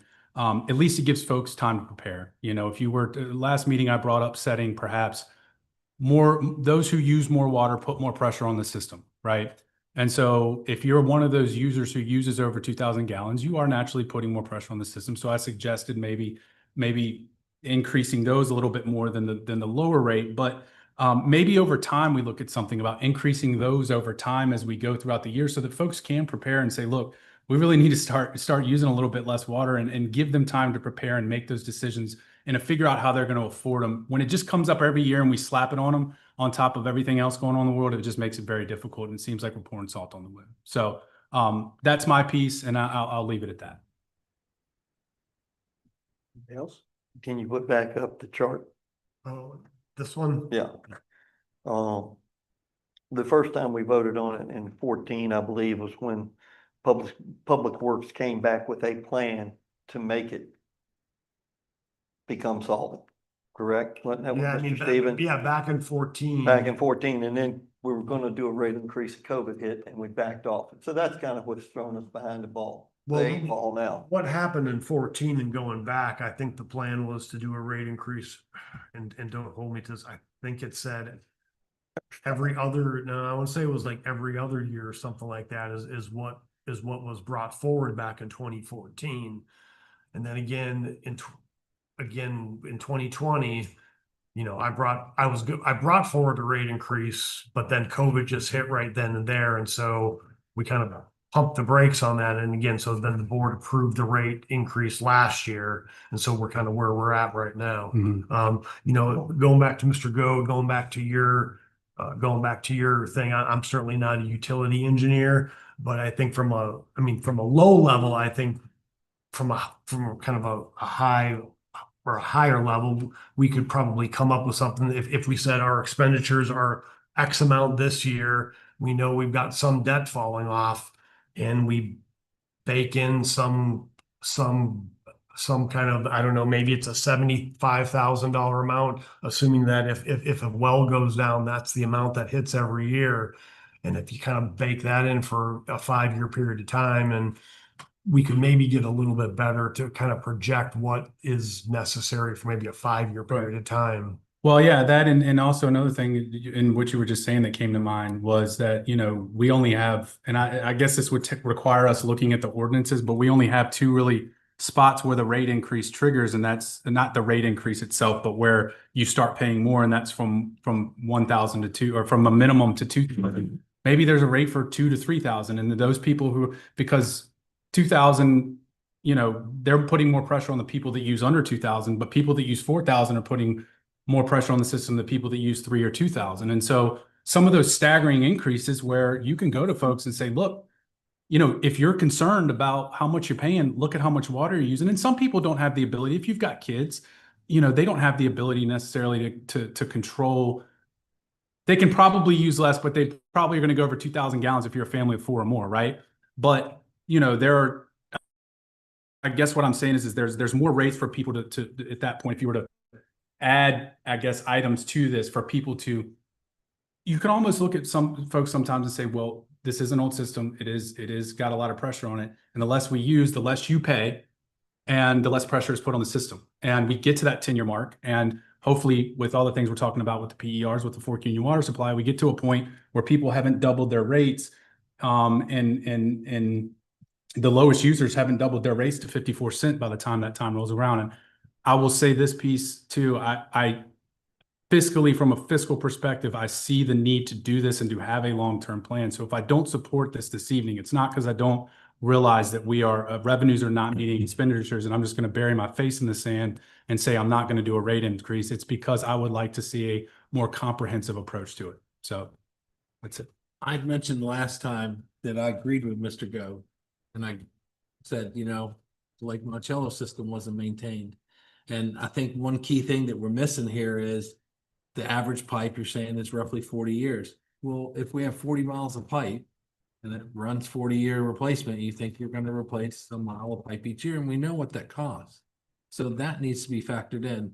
And I know we can't fix it overnight, and whichever way the board goes at this moment, we do need to be working on that longer plan, like what Mr. Goad said, whether it's 5 or 10 years, not just raise the rate and then in a year or 3 years time, we're like, gee whiz, if we'd only put a plan together and done something. So whether that's something the utility guys goes forward, I know they mentioned about pipe crews previously. It would probably be more economical for us to replace the pipes ourselves than to pay somebody else to do it. I've heard the $1 million a mile quote, you know, that's not cheap. And with the 400 users on the system, if you had to come up with $1 million in a year, the water rates are a lot more than this. So we have to have a plan. We have to know what we're going to do going forward. Otherwise, we're just kicking the can down the road to where we can't afford to do it. And somebody from the outside will come in, and that will not be good for the residents down there. Other questions? All right. So the motion here is one for the board to approve, deny, or defer the amendment for section 9.2 and 9.2-5, which provides one, what month the board would want that effective for, and then it provides the different dollar amounts for each one of those. Again, the meter deposit was that's the last item, which we really didn't discuss, but again, it's a deposit that's there, and again, it's deposit and it's refundable. And so it just kind of covers costs, so to speak. That was for $30, but then the other three items were needing to be filled in. I'll make the motion, and I will caveat that I don't disagree that a long-term plan would be great. Project that the long-term plan would say that we need to raise rates even more than what we're gonna raise tonight. So as painful as it is to apply these rate increases, the practical reality is based on it's been discussed. You know, the rates are gonna continue to go up substantially. And that's what that plan will show. Certain of that, that's just pointed out by Mr. Hodges' comment of $1 million per mile, and average length of a pipe in the sewer system is about 4 years, so we can expect some failures. Will the board of supervisors approve the amendment of section 9-2-2, 9-2-5 of the county code, increase support fee and sanitary district water rates and charges below effective month 1, 2025? Yeah, so whatever month the board wants to make this effective. Yeah, sorry. I don't. I mean, I would ask staff how much time they would need to at least get a letter out to notify folks what the new rates are. How about We can have that done within a week. I mean, yeah, the board can say, I mean, I think the original plan was to do it October 1 to give some time, but I mean. You're good with that? Which would make it fall on the Mr. November bill. Yeah. I think if Mr. Mitchell's saying that gives enough time to notify. Oh, you folks. said that would fall on the November bill? Yeah, if the rate increases begin October 1.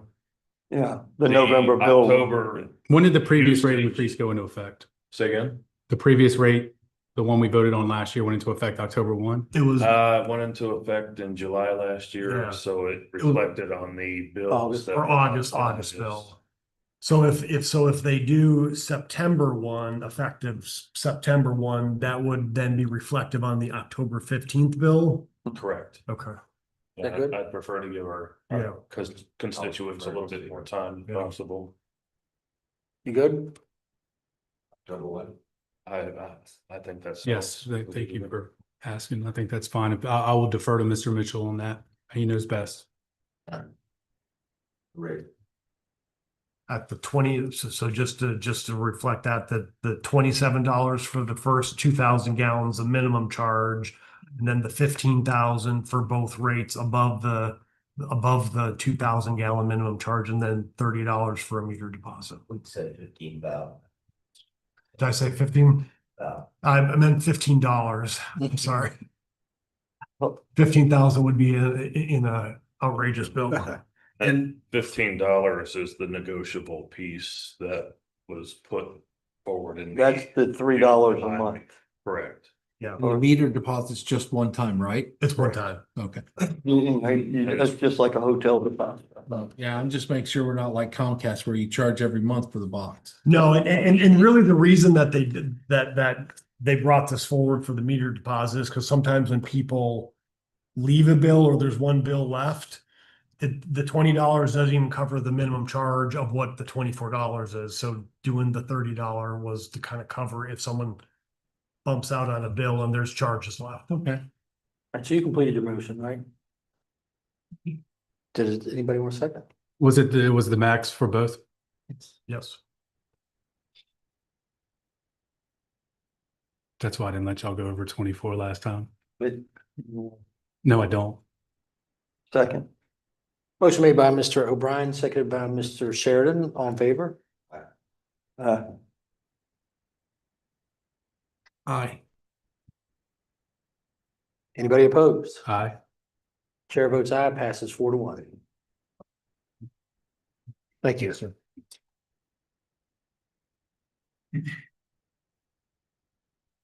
All right, moving on, public hearing to approve 2 deeds of easement to VDOT. Mr. Whitten.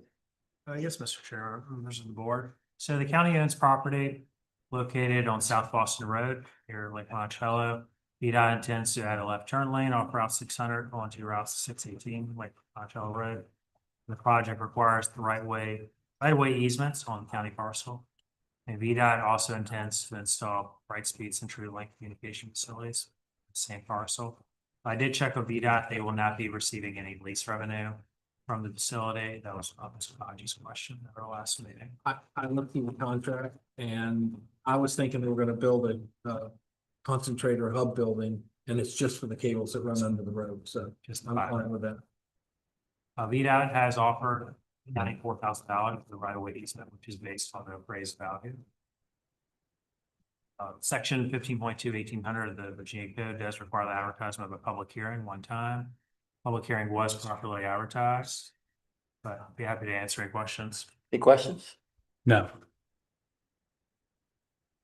All right, we're gonna open up the public hearing. Anybody wishing to speak, please keep your questions focused to the board and to 5 minutes.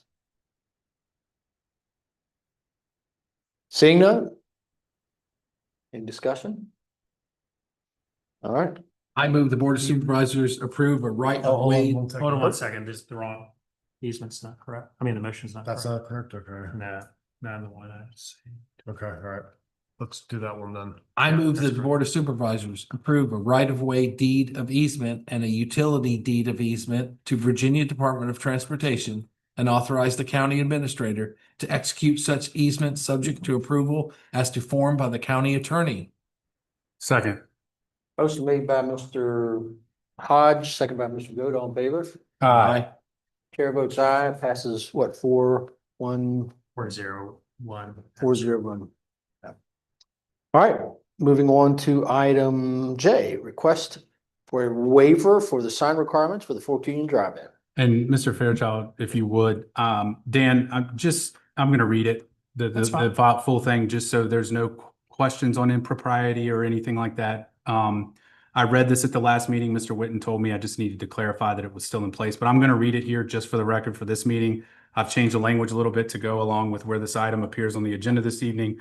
On item 9J, request for a waiver for the sign requirements for the Fork Union Drive-In. I would like to disclose the following. I am an officer or employee who has a personal interest in a transaction pursuant to Virginia Code Section 2.2-311-5F. As amended, I am disclosing I am employed by Superior Signs, which officially has a contract with the Fork Union Drive-In to manufacture and install the sign in question before us right now. Accordingly, the transaction has application solely to property or a business or governmental agency in which I have a personal interest in accordance with Virginia Code Section 2.2-311-2A. As amended, I must disqualify myself from participating in this matter before the Board of Supervisors. I'm asking the clerk to record the statement verbatim in the meeting and the minutes of the board. I'm sorry, I missed. Can you say that again? No, thank you. Just out of curiosity, if you're not gonna vote on it, why do you have to disclose? Just because he has a personal interest in the If it's not voting, then it's just required by the Conflict of Interest Act that he read it. So And we wouldn't, requirement of the code. All right. Okay, good evening, everybody. So this, as you mentioned, is a request to waive requirements, section 22-15-3 of the county code, regulating signs. In this case, the number of signs, the size of the sign, and the height of the sign. This is related to the SUP that was approved recently for the Fork Union Drive-In. The applicant has submitted a sign permit application. It's for tax map 51A61 and 51A62, and they are zone B1 business. Per 22-15-3, the regulations for B1 business is you're allowed, and this, by the way, these are a business sign, a freestanding business sign that he's proposing. So per this section of the code, 22-15-3, part 3, you're allowed one business sign per parcel in B1. It can be no more than 32 square feet in area, and it can be no more than 10 feet high. So we have 3 issues, which is why we're before you tonight to request this sign waiver. Go ahead, Eric. And this shows you the location. That is Route 612, Winsville Road, just off of US 15 in Port Union. And there's the 2 parcels in question. You can go ahead and go to the next slide, Eric. So what they're proposing, and I believe we have a photo of this in the presentation. They're going to take the existing sign, which is a triangle arrangement type sign, and they're going to break that up. And they're going to take each side, what you see on your screen there is from the existing side. They're going to put one side on the right side, one on the left, and then have a drive-in sign in the middle. And the dimensions are listed up there for your benefit. The signs are proposed to be a little more than 11 feet high. And the 2 signs on either side, 16 feet by 4 feet, which is, if I'm doing the math right, 64 square feet in area. So that's what they're proposing to do. And that's what they've submitted. You can go ahead and go to the next slide, Eric. And this is what it would look like. You see the existing sign on there. And then again, the left side and the right side, and it'll be relocated along the fence line there at the entrance to the drive. Let me go ahead, Eric. And this is an aerial view showing you what where they would be from the air, right there at the entrance to the drive-in. You can go ahead, Eric. So the applicants are requesting a waiver from the sign requirements for 3 things: size, height, and number of signs that are allowed. And the board's being asked to approve that waiver tonight. And I believe you do have an ordinance in your packet tonight to consider. And this is just a copy of the letter requesting the waiver, and that I believe is also in your packet. Mr. Understall is here to take any questions the board may have. Questions? All right, we're gonna open up the public hearing. Anybody wishing to speak, please keep it directed to the board and at 5 minutes. Seeing none? Any discussion? Hearing none? Mike? I move that the Board of Supervisors adopt an ordinance to waive the sign requirements under section 22-15-3 of the county code for the Fork Union Drive-In. Motion made by Mr. Hart, seconded by Mr. O'Brien. All in favor? Aye. Chair votes aye, passes what, 4-1? It'd be 4 0. abstain. 4-0. 4-0. I didn't vote against it. I didn't say I was voting Oh, against. that's okay. And this may be the appropriate time, and I do not want to spend a ton of time on this, but I will put it out there that we had last night 2 Board of Zoning Appeals requests for sign requirements. And discussion at the Planning Commission was, some of the stuff that came up with what was being looked at last evening was like grandfathering or excuse me, giving a waiver to or a variance to the Jake's gas station sign. Or there was previously a 20-foot sign there.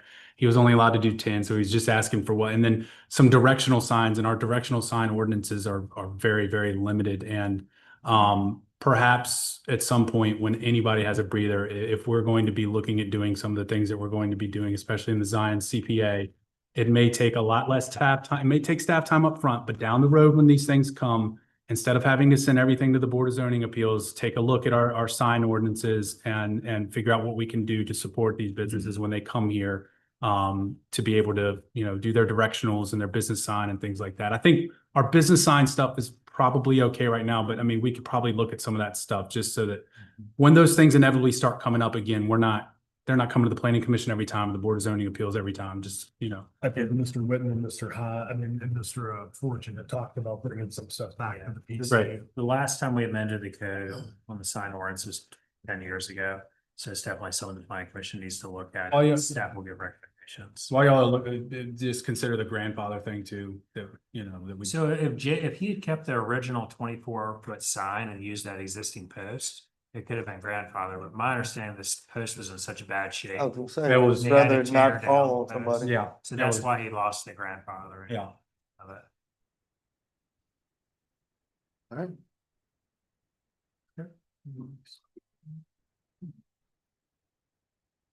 All right. Go ahead, I'm sorry. Public hearing. I move, oh, we just action matter thing, just make the So now we're motion, going to right? action. Yeah, we're going back to action. Yeah. I move the Board of yeah.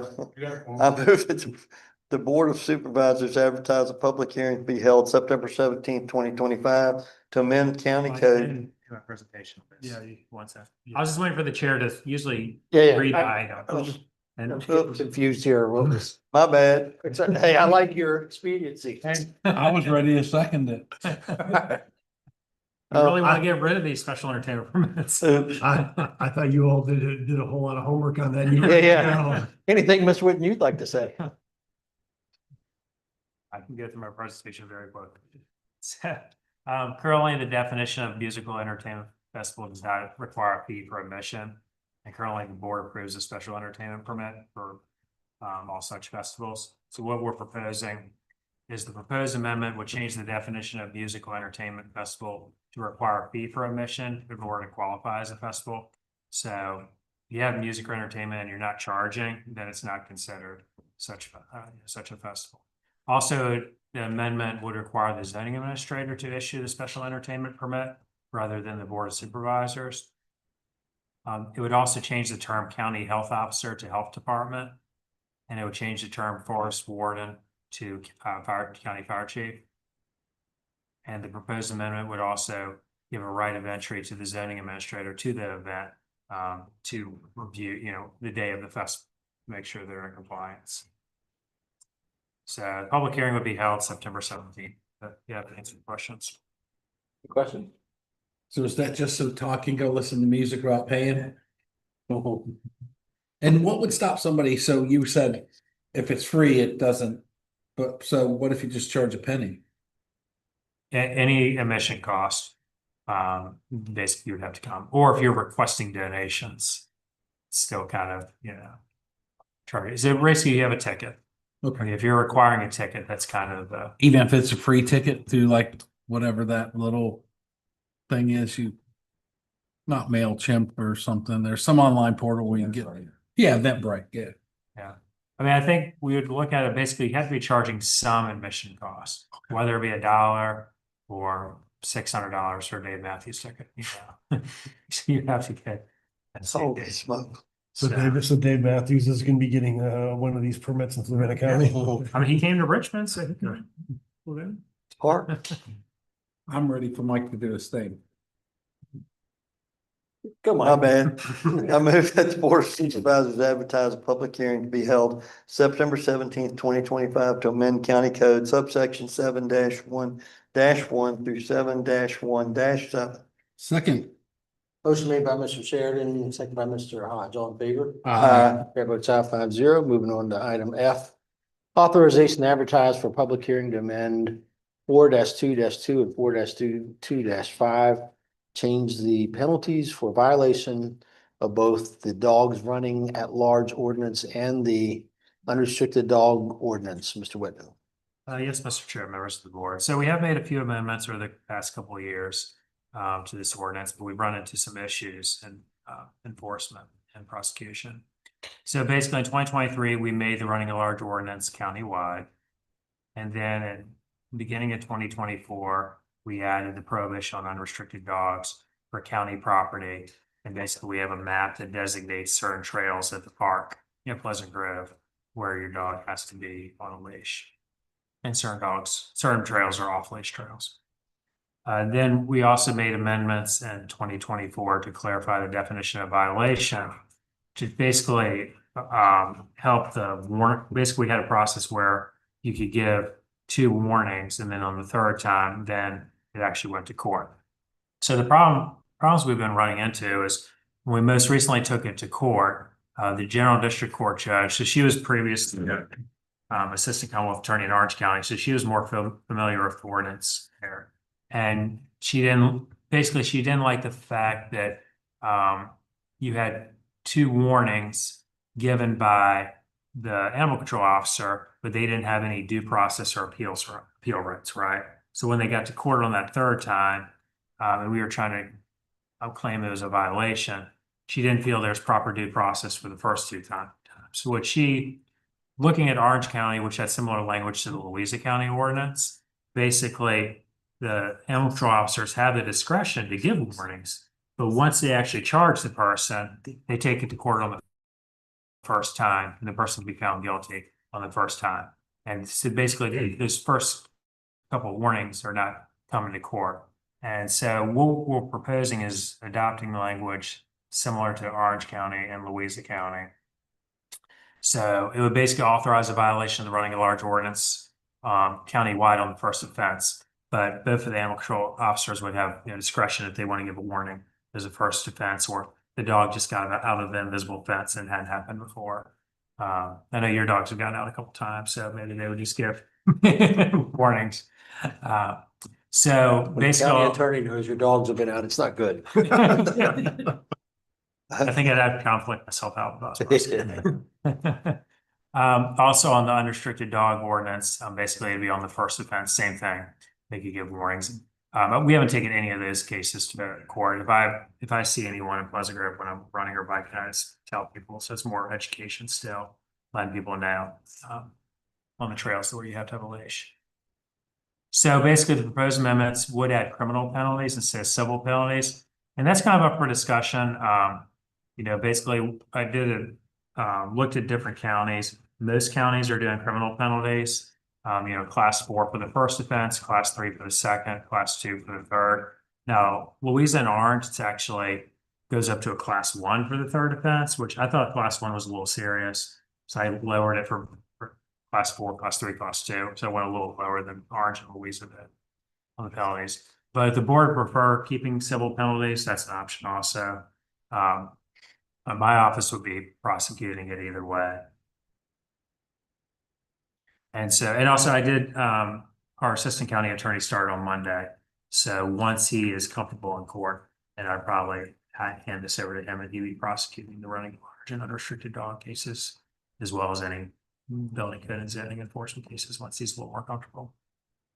But I'd be happy to answer any questions. I did send the ordinance to Deputy Strong, and I talked to her at the county fair on Saturday about it.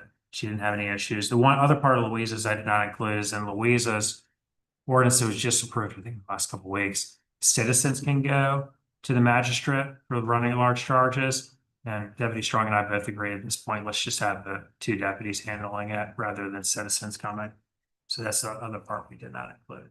And I did send it to Jeff Aislip instead. And also, if I haven't heard back from him, if I hear any comments, so I'll share this with the board.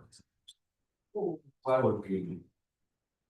I mean, what's the thing behind charging somebody for water? I mean, it's just an option. Most counties are charging criminally, but we can keep it civil. We have the option of doing civil or criminal penalties. So I was kind of leaving that up for the discussion of the board. If your dog's running a large in a pack, it's an automatic $100 civil penalty under state code. But as far as if you have one dog running a large, it can be civil or it can be criminal. So we could have, if we wanted it to continue to be civil, you could have like first offense is $50, second offense is $100, third offense is $150. So if we wanted to keep it civil, that's fine as well. Can you do both? You can have the option. One county had. If you do it, and again, I'm not. What's the difference? Yeah, like if someone- I mean, I hate to be.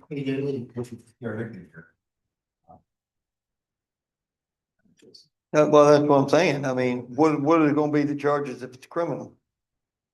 I mean, I don't experience this too much in the gym. So I can kind of Hopefully. go through. So basically, Louisa County is criminal.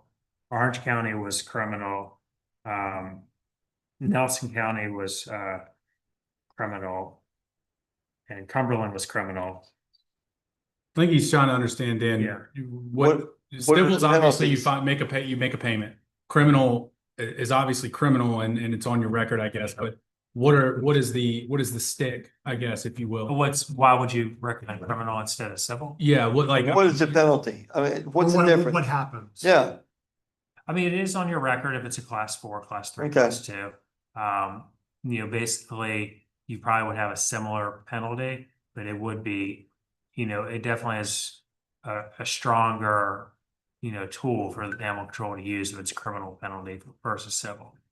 But if we want to stay with the civil penalties, the Deputy Strong was fine with that as well. A criminal penalty can come with a fine as well. Correct. Okay. okay, so same, except one shows up on your record, one. Normally what the judge will do, let's say it's a class 4 misdemeanor, it might be $100 fine, but she'll suspend 50 of it as long as you're not, back in court, within a year. Is usually what I've seen. If it's like a second offense, third offense, she might give the whole, $100 fine. So, but it's really the judge's discretion. I can make recommendations as far as the fine, but it's really a lot of times the judge, if it's a first offense, they'll suspend a lot of the fine and just they'll pay court costs. Driving 10 over the speed limit is criminal. Reckless driving, criminal in the state of Virginia. So it's in that category, a nuisance event. There's probably more people speed and reckless drive than let their dogs run loose. Well, I own the parents of Mr. Fairchild's dog. The father. I was gonna remind you of that. The father tends to do the same thing. Get away sometimes and I get a phone call. Says, please come. Usually everybody's petting him and feeding him when I get there. Right, so the motion or it's what it is. This is just to have it as a public For hearing. advertising, and if you do want to change the civil penalties, I would just recommend in the motion just saying what the recommended civil penalty would be for first, second, third offense. We do that now, Correct. 1,500, 200. That would be fine. 1,500, 200, or 150, 200? 1,500. Oh, okay, okay, 50, 100, 200. So 1,500. So are we saying no criminal? Yeah, I would say that let's try this, and then if we feel like we need to do that, I mean, I could just see 1,000 ways that could go wrong for somebody, and an individual. I mean, you obviously want to have an enforcement arm. If Deputy Strong doesn't think that, if she think if this can be done without criminally and be enforced, and they feel that way, then I mean, unless you have some opposition as to why you think it would, has I've handled enforcement it. been better where it's criminal? I've handled it both ways. In one county I Yeah. worked in, it was criminal, the other county was civil. So Did you see that it was enforced easier? Or I would better? say criminal was a bigger disincentive to have your dog Yeah. running at large when you have, a criminal penalty. But also maybe the animal control officer might use a little more discretion knowing it's a criminal penalty. But I think we can start with civil, see how it goes, and if we have, a lot of issues, we could always look to go. How many violations have we prosecuted since the order? Sure, maybe 20. That's some huge thing. How many of those people have been? Oh, a lot of them. They're the ones that are being charged. A lot. And what's our current civil penalty? Right, I believe it's 100. 50, 100 or. Yeah. It's 100 for every offense, doesn't escalate. You get fined more for not. Correct. It's filing 100 for campaign running in a finance. pack of blues. Ordinance. We will pull up. The ordinance. If you could pull. Oh, yeah. Tell me where it is. There it is. It is 100. Yeah, civil penalty. I was always so happy. Yeah, we didn't have an escalation clause currently. To 100, 255.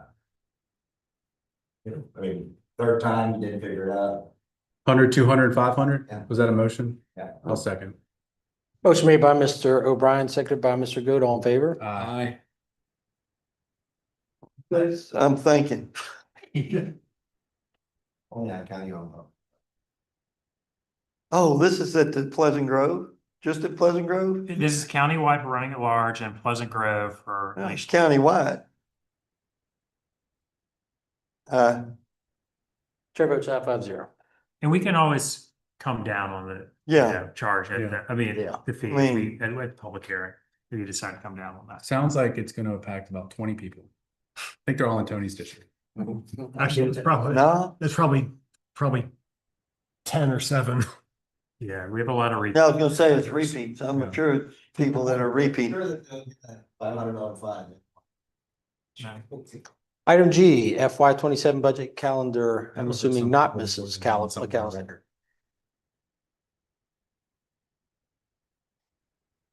Good evening, Mr. Chair, members of the board. I'm here tonight to present the revised fiscal year 27 budget calendar. So per the request of the board, we wanted to move the adoption of fiscal year 27 budget up by 1 week. So we've moved that from April 15th to April 8th, which means the proposed tax rate for 26, for calendar year 26, would need to be set by March 4th. So it gives us a pretty tight timeline from the time that Mr. Dahl presents the budget to you all to a time when we have to set that max rate. Also, at the last meeting, there was some discussions regarding nonprofits and the 3 meetings that we have. So on your calendar, you will see December 17th, January 7th, and January 21st highlighted in that light red. We wanted to get some direction from you all, so we have a couple options. We can either keep doing it the same way we've been doing it and have these 3 meetings where nonprofits can come and speak. We can allow the nonprofits to submit budgets to us, let the board review them, let finance know who you would like to bring in to ask questions or any clarifications on those budgets. Or we could have a nonprofit budget review committee who could review all those asks and bring any, questions or concerns or recommendations to the board. So we're hoping to get your direction on that this evening. Well, I brought it up last meeting that Mr. Sheridan and Mr. O'Brien next year will be sitting through their 13th nonprofit presentation. I'll be sitting through my 3rd. Tim will be sitting through his 3rd. I don't know how many. I guess Chris, you had maybe 1, 7 or 8. Yeah. Again, I will point out these nonprofits do a lot of great things. I'm not saying that I don't want to hear from them. Again, they do some great things. I think it's probably overkill for them too, for them all to come into this room, break it up into 3 sessions, have these people come out from nowhere. Some people get asked questions, some don't. Some probably feel like they've gone home and they've wasted their time. I personally would like to see, and we can have a discussion about a committee. I'll see what the rest of the board thinks about that. I personally would like to see one night we get a read ahead, maybe mid to late January. We get a read ahead, we get a read ahead maybe mid to late December. We have the nonprofits discussion or whatever on the agenda for mid to late January. We've had a month to read through. We have any questions, we can either invite everybody to come out, and if we have questions, we can do that, or board members can say, I would like to hear from so-and-so or this and that. My suggestion would just to be, if you're asking the county to support your nonprofit, you can at least come out and be available if we have any questions, at least one time. Again, I don't want to have to make them sit through it multiple times, but I also could see the value in, if nobody has any questions for nonprofit A, why make them come out here, right? And so I brought that up last time, seemed to be a little bit warm to it. I know it won't, Eric, you said it would not necessarily help move us along in the budget schedule. That's fine. I also still think it's important to not do the 3 of those again.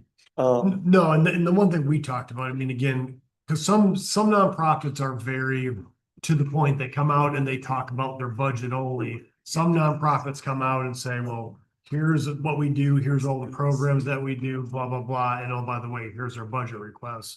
So Ms. Melton and I were kind of talking, kind of going back to some of the board's comments, again, of not hearing the same thing, or again, you all know what these nonprofits do because you've sat through the presentations of what they do. So it's either, do you want to do something where you just want to hear from the budget piece, or you do some type of, call it an ad hoc committee that reviews the budget request. Another idea could be to, have it so that there's no requirement for them to present maybe every other year, every 30 years, something like that.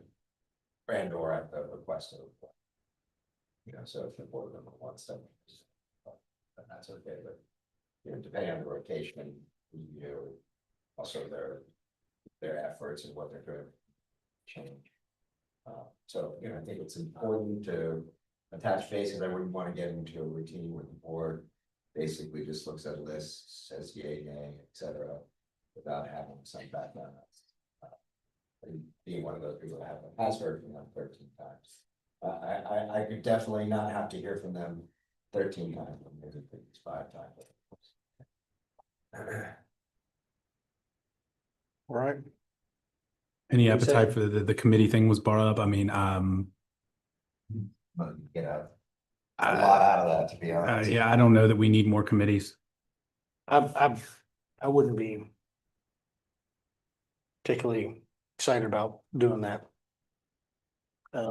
I know we used to do the dinner a long time ago now. Mr. O'Brien corrected me and said that was the IC. That is nice. See, they're Well- planning on doing one they want to do one. We did one last year, didn't we? Yeah. Yeah, the IAC covers probably 40%. I was gonna say 40 to 50. Yes, yeah. Yep. And that's a nice way to socialize, get them educated. So. I mean, again, if the board doesn't want the nonprofits to come out, I mean, if you just want to see the requests as part of the budget thing, you can, I mean, that's My that's a- suggestion would be by December 17th, have us I don't need a 1,000 page book necessarily again this year. I mean, Mr. Hodge, Mr. Hodge likes going through one thing. I mean, So we're not requesting. I think a lot of that can be available online if you know where to look. Am I wrong? No? What do you think? I'm not bothered either way. I've said my piece previously on this. So have us our nonprofit read aheads by December 17th, take the December 17th meeting off, take the January 7th meeting off. And on January 21st, we'll let you know who we would like to have at the meeting to ask questions to about their budgets. The only thing. Or You could do too is, there may be, you know, a nonprofit that wants to present. I was gonna say. And I think all that we need to do is, as long as 2 board members say, yes, we want to see that. They just request from 2 board members. Keep a spot aside for the presentations. I suspect that out of the 40 presentation, if you combine everything, the areas council and request system like this, that we probably end up with maybe 10 presenting, that's it. At that point in time, if that. So what is, I mean, we need to vote on this, don't we? Well, on the budget calendar, yes, I mean, I guess maybe for the nonprofit presentations, you know, the methodology, I guess. defer that. Consensus would be Figure that out. fine. I don't, unless you think the board needs to do it. I mean, they could still come that night if they really wanted to present, but I would say we cannot, I mean, Take a 30-minute presentation. take a 30 minute, it's gotta be limited to 5, maybe 10 minutes at the Yeah. absolute most. I think the point of this, and I hear you, Mr. O'Brien, and you're right, you know, somebody does want to present and feels like they need to. I completely understand that, and but that process can be far more efficient in my opinion. So I suggested, I think that can get done within what I suggested, Mr. O'Brien. So I guess would we move to publish as amended with I think why don't we basic? pass this and then let staff kind of talk about how that might look. So is this to advertise? No, this is just approving the budget calendar. okay. That's the only thing that this really. And that's what I'm saying with maybe with the exception of the nonprofits, which will be looked at.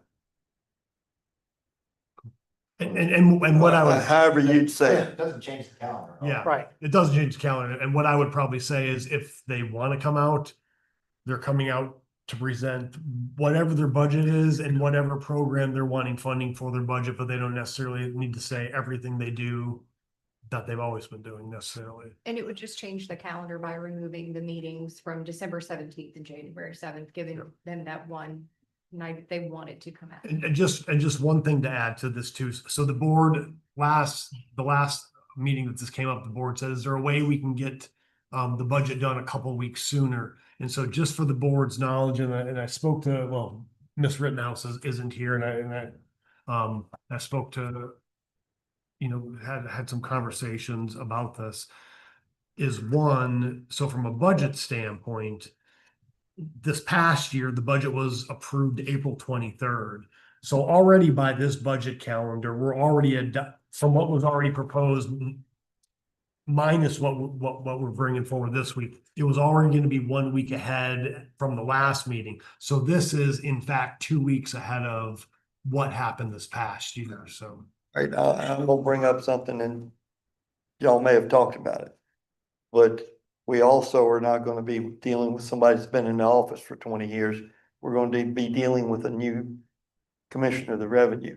So that's something I think we don't want to rush it, but so Yeah. much. well, again, and like I said, and so for this, you know, are you talking about as far as getting numbers for? Getting numbers, Okay, yeah. I mean, just, So the only thing I'm this does not change when the commissioner's office would generally get myself and finance information. Really, all this is doing, this is just kind of compacting your budget Okay. time. Is really what it does. and I'm just saying, just as food for thought. Yeah. I hadn't thought about it until just now. Little room in the. So what do we need for the motion? Do you need us to take out those that's the 2 motion. dates or no? No. All right, I move the No. Board of Supervisors approve the FY 27 budget calendar as presented. Second. Motion made by Mr. Goode, seconded by Mr. Sheridan, all in favor? Aye. Chair votes aye, 5-0. Thank you. All right, anything on the consent agenda? We approve the consent agenda. Second. Motion made by Mr. O'Brien, seconded by Mr. Sheridan, all in favor? Aye. Chair votes aye, 5-0. Unfinished business. Seeing none. New business. I'll just, and we can make this quick and maybe even just get an update on another day than today, but with the fair going on this weekend, I was around the house a lot and it's a shame that we have all those people coming and the condition of that historic house is in the condition it's in. Mainly even just if those front shutters were addressed. Little shutters. I think my shutters last. Really? Those are the original shutters, aren't they? On the front of that house? I would have to ask. Some of the shutters may be original, some of them were replaced or refurbished. Oh. We gotta do. No, I don't, let me say this. I don't know if they're original to when the house was built. Yeah. But they're old shutters. Some of them are old shutters. They were all. Yes. Yeah, something didn't happen. Yeah. So we Yeah, just, so you want to update on the Pleasant Grove house, yeah. yeah, just how we get it. Yep, yep. It's a shame to have that many people, be saying, here, we're having potentially the largest growth in fairs in the state. And everybody comes and that's our savings. And shutters are a bummer. Seeing all three of them. I did shutters.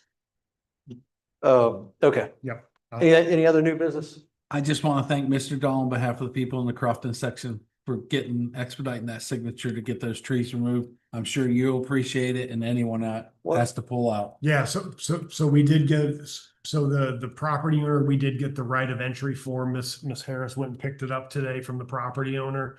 And so the form's been signed and VDOT came by the office because they needed the actual wet copy signatures. VDOT picked it up, so within 2 weeks, from what I understand, both of those trees should be down. Cause I'm telling you right now, I almost took a picture today. Yep. It's not fun, but taking down the tree limbs on the right has really helped expand that line of sight. And I'm so thankful that they are doing it, but I sure hope they don't say this is the first time I've heard about it. Because if they do, I'll scratch my head on that one. So back to the house, the front steps also, the shutters in the front steps. Yep. Would be Yep. good to know more about. I would be remiss not to ask for sort of an update also on the pantry. Stress, but what steps is the. Yeah, we've got a meeting to go off there Tuesday to go. Yeah. Oh, under the Yeah. gym. Yeah. Anybody else? I had one thing. There was some discussion at the planning commission and has been coming up about, technology zones, things like that. And And, we've recently rezoned some land up in the Zion Crossroads area. We've been having land use discussions about rezonings up there, and most of those are tending towards the I-1, the industrial more than the business, commercial and things like that. And that's all fine and well, because you have to have a mix of those things. My concern was and I believe this was when I first got on the planning commission. I do want to clarify, but are data centers by right in I-1 and I-2? I believe they are. Yes.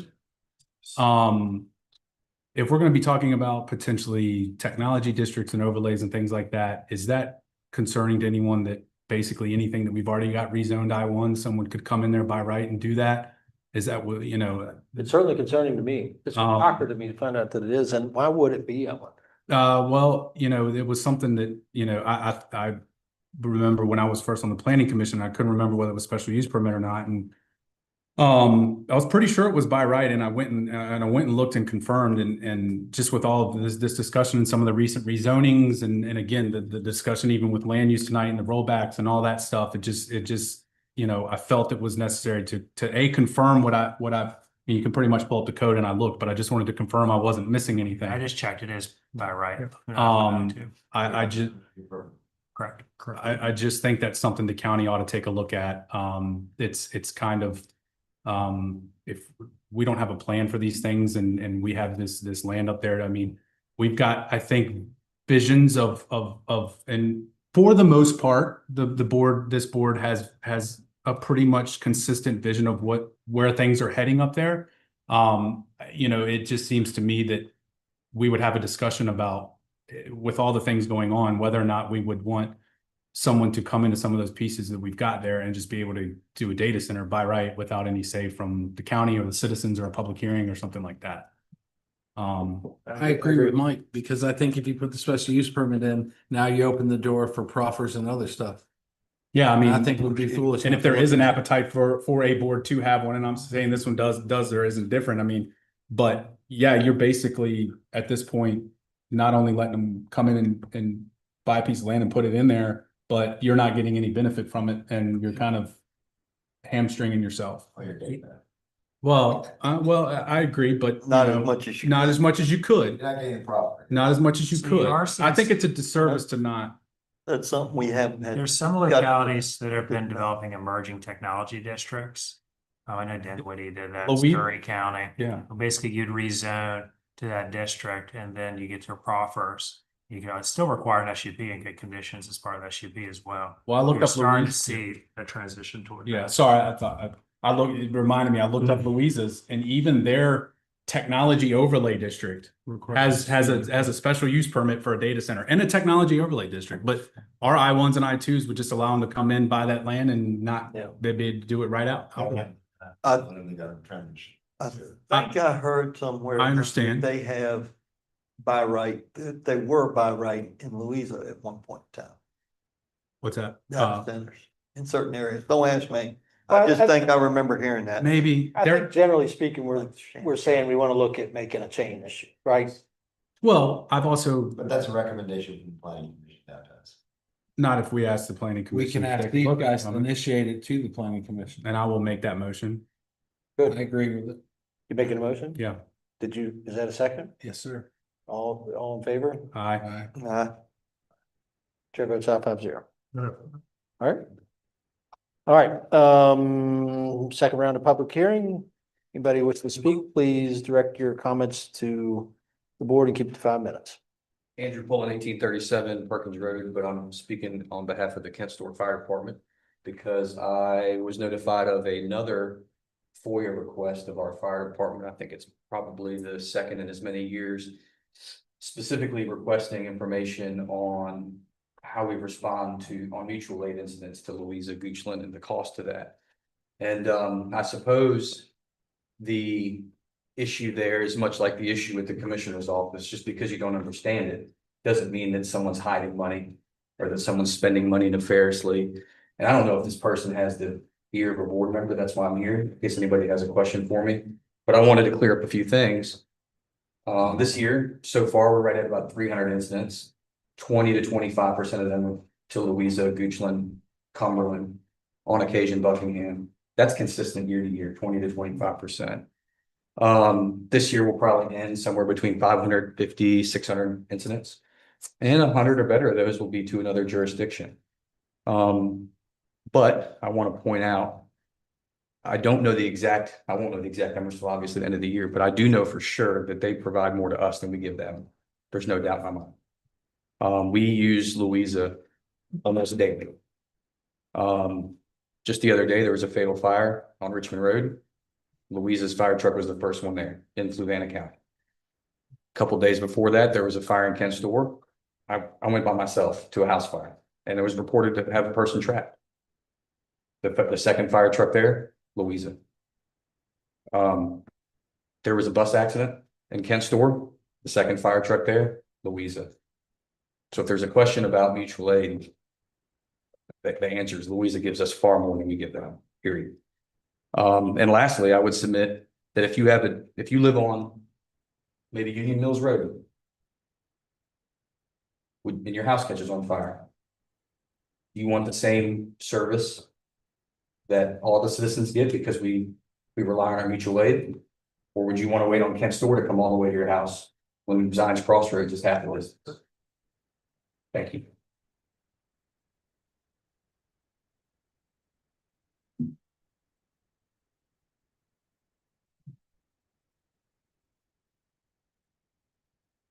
So Don Rader, 3531 Union Mills Road.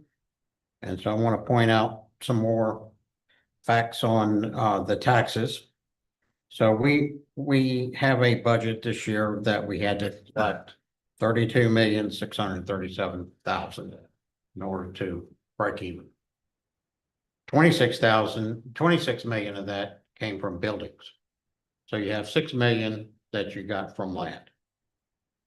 This government and no other government around that I'm aware of in the United States ever spends less money next year than it spent this year. So where's this money going to come from? It's going to come from homeowners that just saw their taxes go up, that their assessments go up anywhere from 20% to 50%, or is it going to come up from some other source? It's got to be a magical source from somewhere. We have to fund the schools. We have to fund everything else. Nobody knows this more than you folk guys. So if you're not going to increase any land cost on out-of-state tax landowners, and then you charge them $450 an acre for assessment, then they cut the timber off and they sell it to our residents for $17,000 an acre, which is extremely common, then where's it gonna come from? So I've looked at the CLAC program over and over and over, and so in open space, I think Mr. Mel Sheridan gave us statistic 56 of the 134 counties, or Mr. Whitten did, give information on or allow open space. So by the CLAC formula, that's only allowed in counties that have more than 5,000 people per square mile. So Fluvanna would need a population of over 1.3 million if we followed their rules and guidelines in order to have open space. And most counties, according to CLAC as well, also require Schedule F for farm subsidies or farm having it in land use. So I think that would be a practice that would ensure that true farmers are getting the tax break, not someone that just owns land for a certain amount of land and doesn't do any commercial or agricultural activity on those lands. Thank you.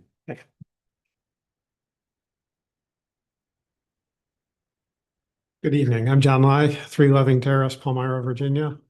I did not know Mr. Poland was planning to speak to the mutual aid request today, but I'm here as an EMT with Lake Monticello Rescue Squad, basically to amplify what he said. Louisa County provides way more services to Fluvanna County than we ever go to them. They were in our county at least 3 times today alone. Several years ago, before we had the contract crews, you may remember, they were supplying so much mutual aid that their board of supervisors refused the mutual aid contract. They turned us down until we started getting our stuff back together and started not needing them as much. They come into the county a lot. It goes both ways. Thank you. Thank you. That conversation. Yeah, I was gonna ask the same thing. I mean, I know that there was somebody had requested information on mutual aid, but it wasn't a board with them. Just trying to remember what was the nature of that. There was a board member, well, I think there was a discussion and then the board requested information on mutual aid. Oh. Because I remember something, I don't. But it wasn't questioning, I think it was just more of. I think Mr. Hodges requested a number of calls, And then. and then we also received a FOIA request for a number of calls from mutual aid. And the FOIA wasn't from me. No. And I asked the question because Albemarle, I heard from some of our career Albemarle people that they requested battalion commander approval before they crossed the line. And that the volunteers were coming across. Yeah, It's good information to have. Yeah. I mean, it's an intelligent question. yeah. I mean, I see the use every day. I run rescue squad with John, so And I again- know. And again, from an EMS standpoint, I mean, again, if we run into someone else's county and we've got cost recovery, the county Yep. collects and vice versa, if, you know, someone else that comes into our county and has cost recovery, they collect. Yep. All right. Patty Rayner, 3531 Union Mills Road. And I don't want to take up my whole 5 minutes on that, but I am the FOIA request. And I asked not specifically for the mutual aid, I asked for a breakdown on our fire companies, our fire stations, how many calls they made on a monthly basis, and how many calls each one of them participated in. That's what I asked for. That is not what I got. So I am the FOIA. But I'm not going to continue with that because I think that should be transparent information that is published on the website. I don't know why it should be secret. All right, I'm going to go back to the taxes and I'm going to make it real clear. For the record, I am not against farmers. Don Rayner is not against farmers. So I want to speak directly to Mel Sheridan as through the board here because we can't have discussions and open discussions, but for the record, that comment of telling people that the Raynerds want to do away with the farmers. That's a direct quote that has been circulating through the county, and that is also false information. The Raynerds are not against conservation. The Raynerds are for equal and fair taxation, which we do not have. And the fingers are pointing, the board says it's the Commissioner of Revenue. The Commissioner of Revenue says it's the board. Nobody wants to admit that it's a combination. Whenever we don't like the state rules and laws and codes, we create an ordinance to circumvent the agricultural use and put it into open space to avoid the fair taxation. We can go through every record in this county and it can be proven. As far as the rollback, I can tell you 100%, it's not collected on everybody. Maybe some, but not everybody. And that is a fact. We can go through the books, set me down with the auditors, we can expose it. I'm here to expose the truth and the facts. And nobody wants that. And that's how rumors start, when people are afraid of the truth and the facts being exposed. We create rumors, false accusations, a character assassination. That's what I'm against. When you want to sit up here and say, I'm against these things, I'm not. What I'm against, if we have board members that are participating in this land use, open space, agriculture, and they're not producing their Schedule Fs, there's a reason we don't ask them to produce a Schedule F, because we don't want to hold them responsible. Then they shouldn't be voting on open space or anything else to do with land use. That should be a complete disqualification. Again, I'm against corruption. I'm for exposing the truth. I'm against cults. I'm for exposing the truth and transparency. I'm against unfair advantages. I'm against discrimination. I'm against victimization. But the people in this that have been elected in these leadership positions are doing exactly that. And the people in this county are being intimidated. I've talked to many people in this county, and I'm going to tell you, most of the people are saying, I hear you. I agree with you. But I have to live in this county and I have to do business here. If you're asking me to put a Don Raynard sign, we cannot do that. They would put me out of business.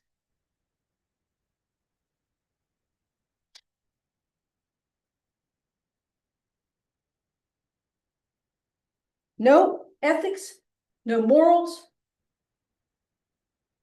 It seems like we have forgotten what the people want.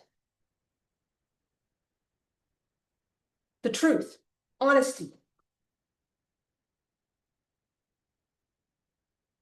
I would like to see the board look at each other and find out what happened to that. What happened to listening to your constituents? What happened to why we don't want to expose the facts? Anybody else wishing to speak? Seeing none, we will close the second round of public comment. Now that my character has been assassinated. Mr. Chair, I move Fluvanna County Board of Supervisors in order to close the position go. Section 2.2-3711A8 of the Code of Virginia 1950 as amended for the purpose of discussing legal matters, discussion of employee service. Second. Motion made by Mr. O'Brien, seconded by Mr. Goode. All in favor? Aye. Aye. Chair votes aye. We go. We'll go to the Morris room.